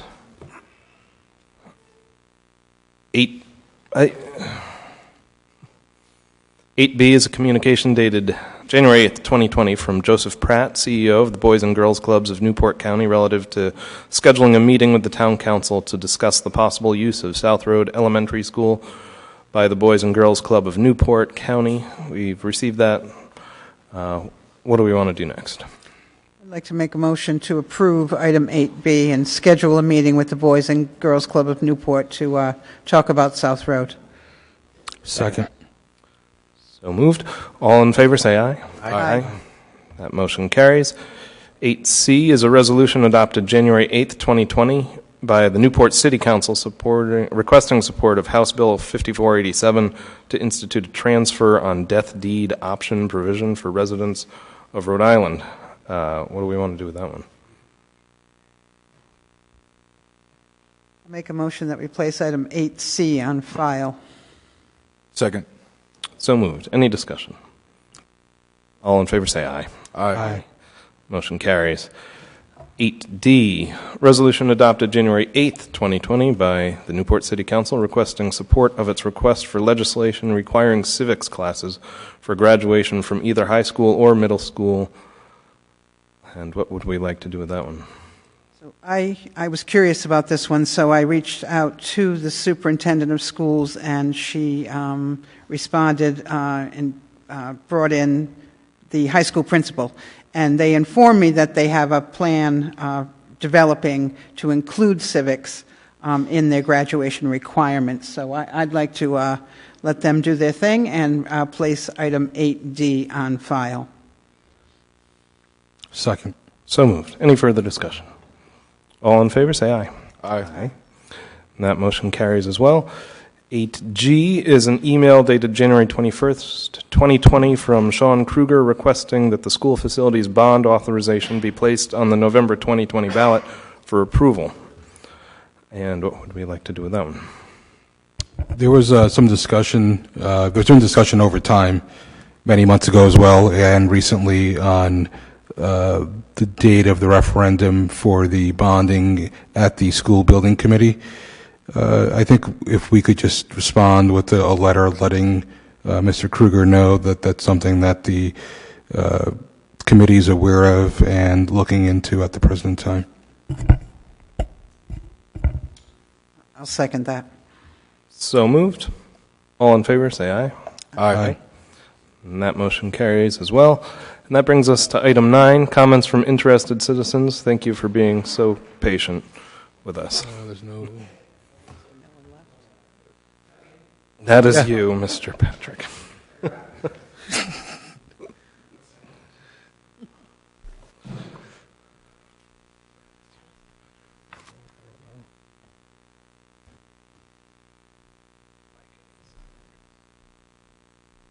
you all know who I am. I'm Joe Patrick. As a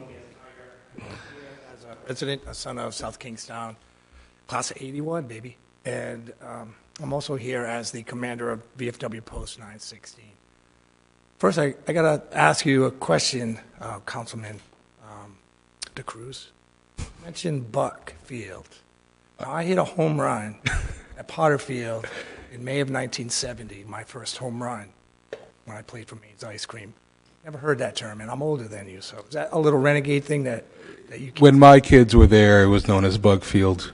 I think I coined that phrase because you'd swallow a lot of bugs watching your kids play. Oh, Bug Field. Oh, I thought you said Buck.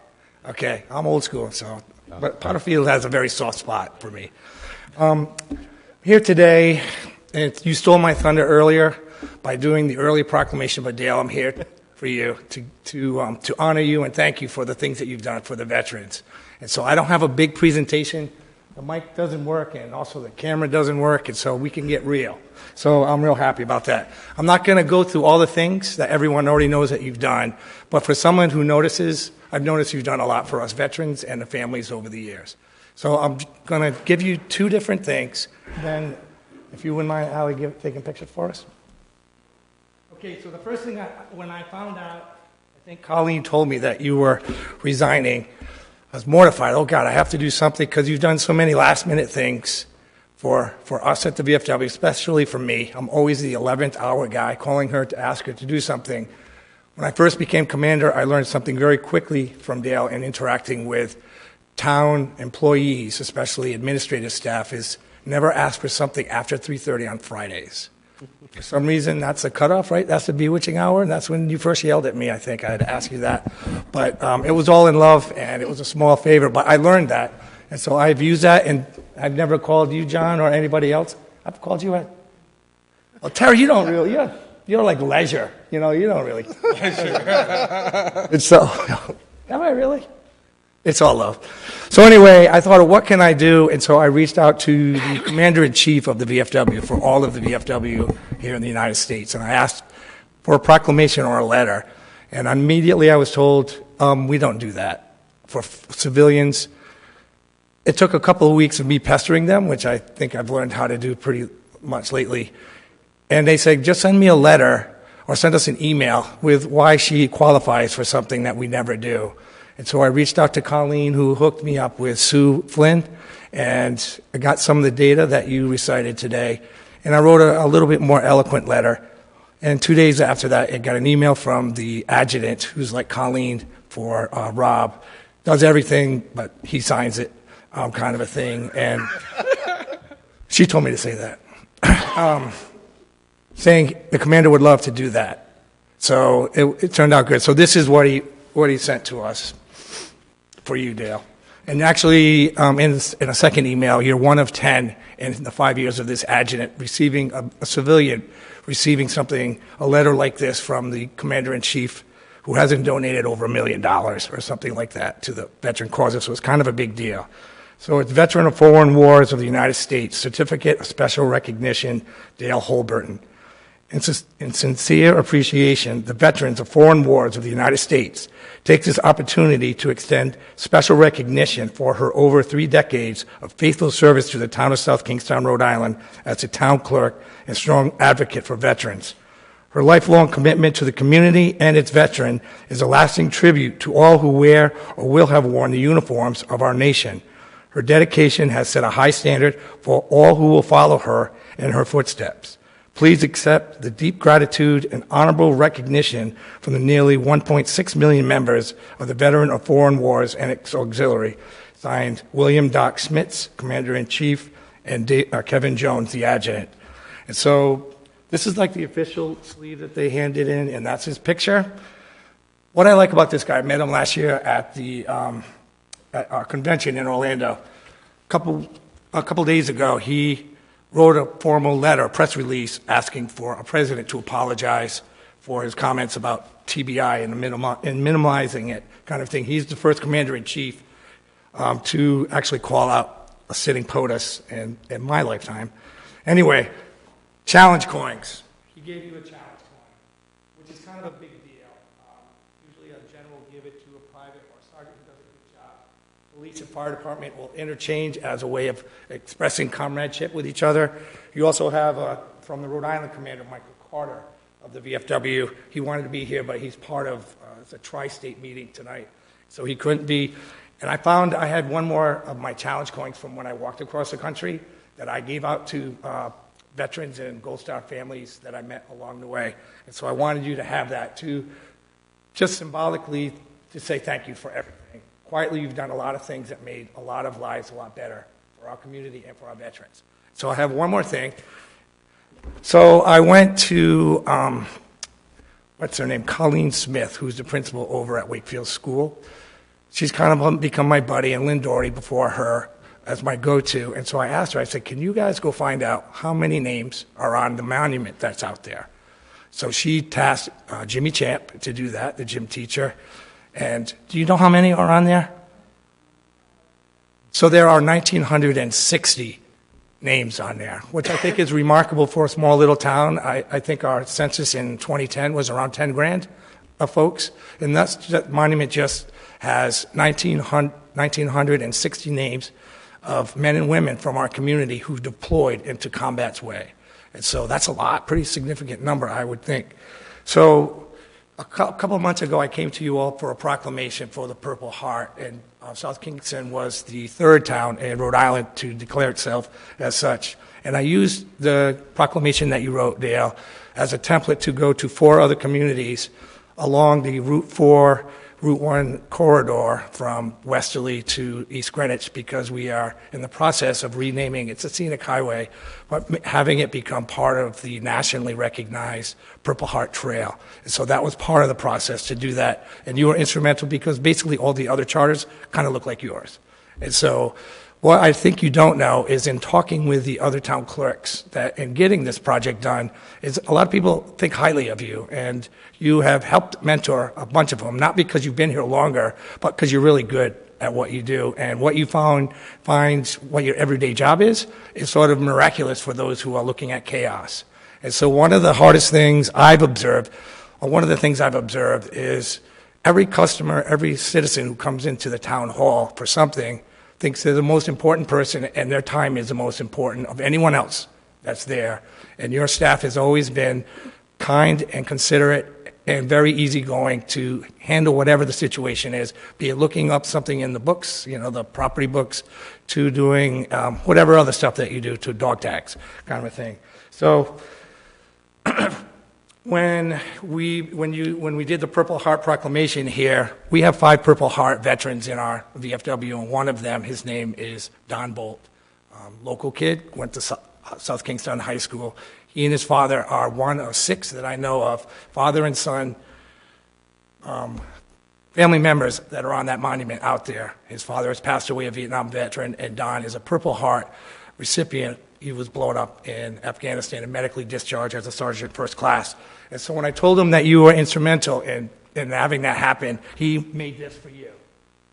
And so it's sort of a hobby that he has. It's the U.S. flag. And he wanted you to have it. We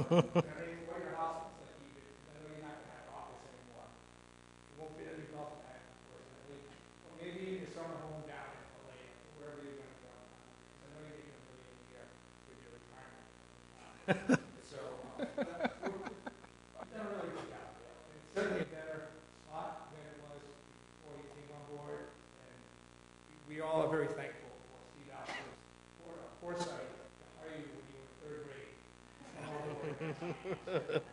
So that's all I got. Thank you so much.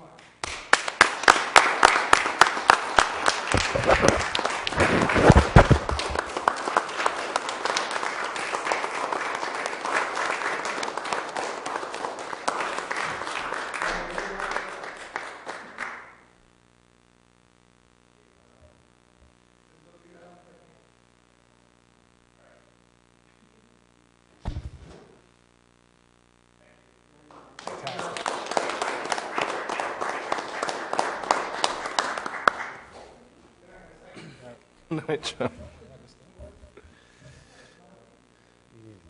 Oh my goodness. It's past 11. How did that happen? Do I hear a motion? I'll make a motion to continue past 11 p.m. So moved. All in favor, say aye. Aye. Aye. All right.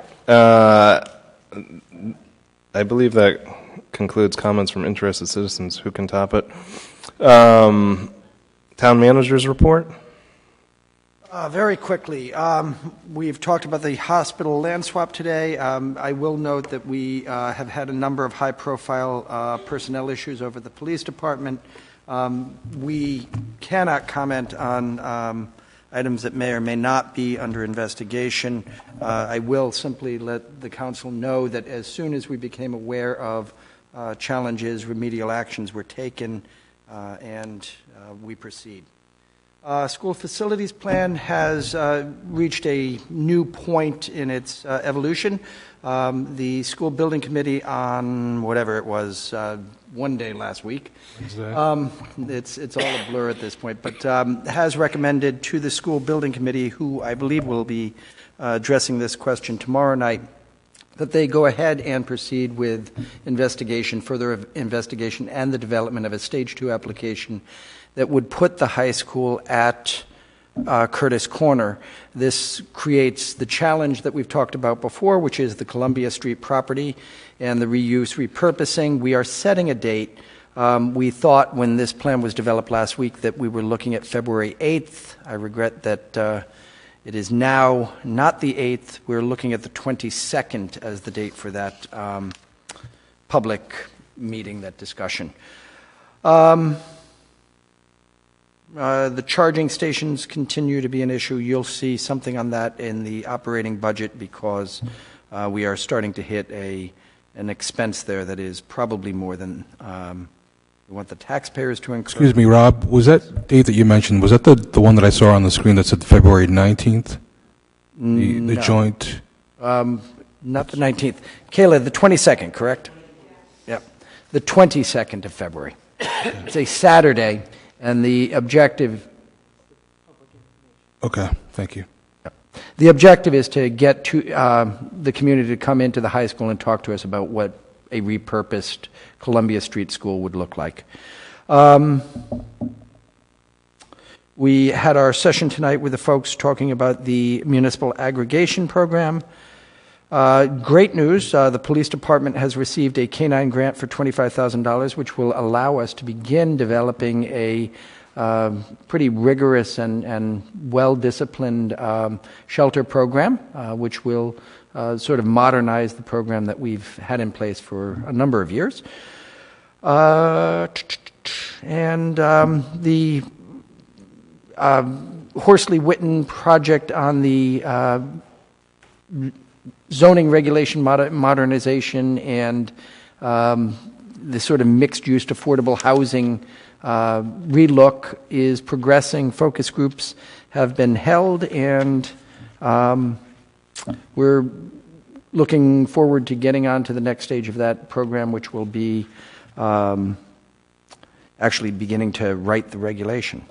Quick look at a couple of statistics. One thing that popped up this week that was interesting was a study of what we've seen in terms of adult daycare clients. We've actually seen a decline year over year, 2019 to 2018. We're going back to look deeper at the data to figure out what the trends have been.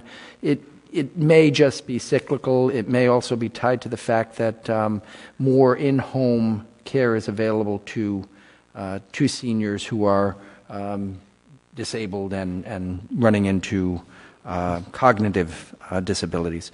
Those home care services may be substituting for the service that we provide at the center. That having been said, a one-year number is not a trend. It's just a one snapshot kind of thing. These are the checkout numbers for the library, Peacedale auto renewal, the manual renewal, and at the desk checkouts or new online checkouts or new at the desk checkouts are everybody's biggest chunk of business, but the online renewal is also a pretty big chunk of business at all three branches. That's the report. Thank you.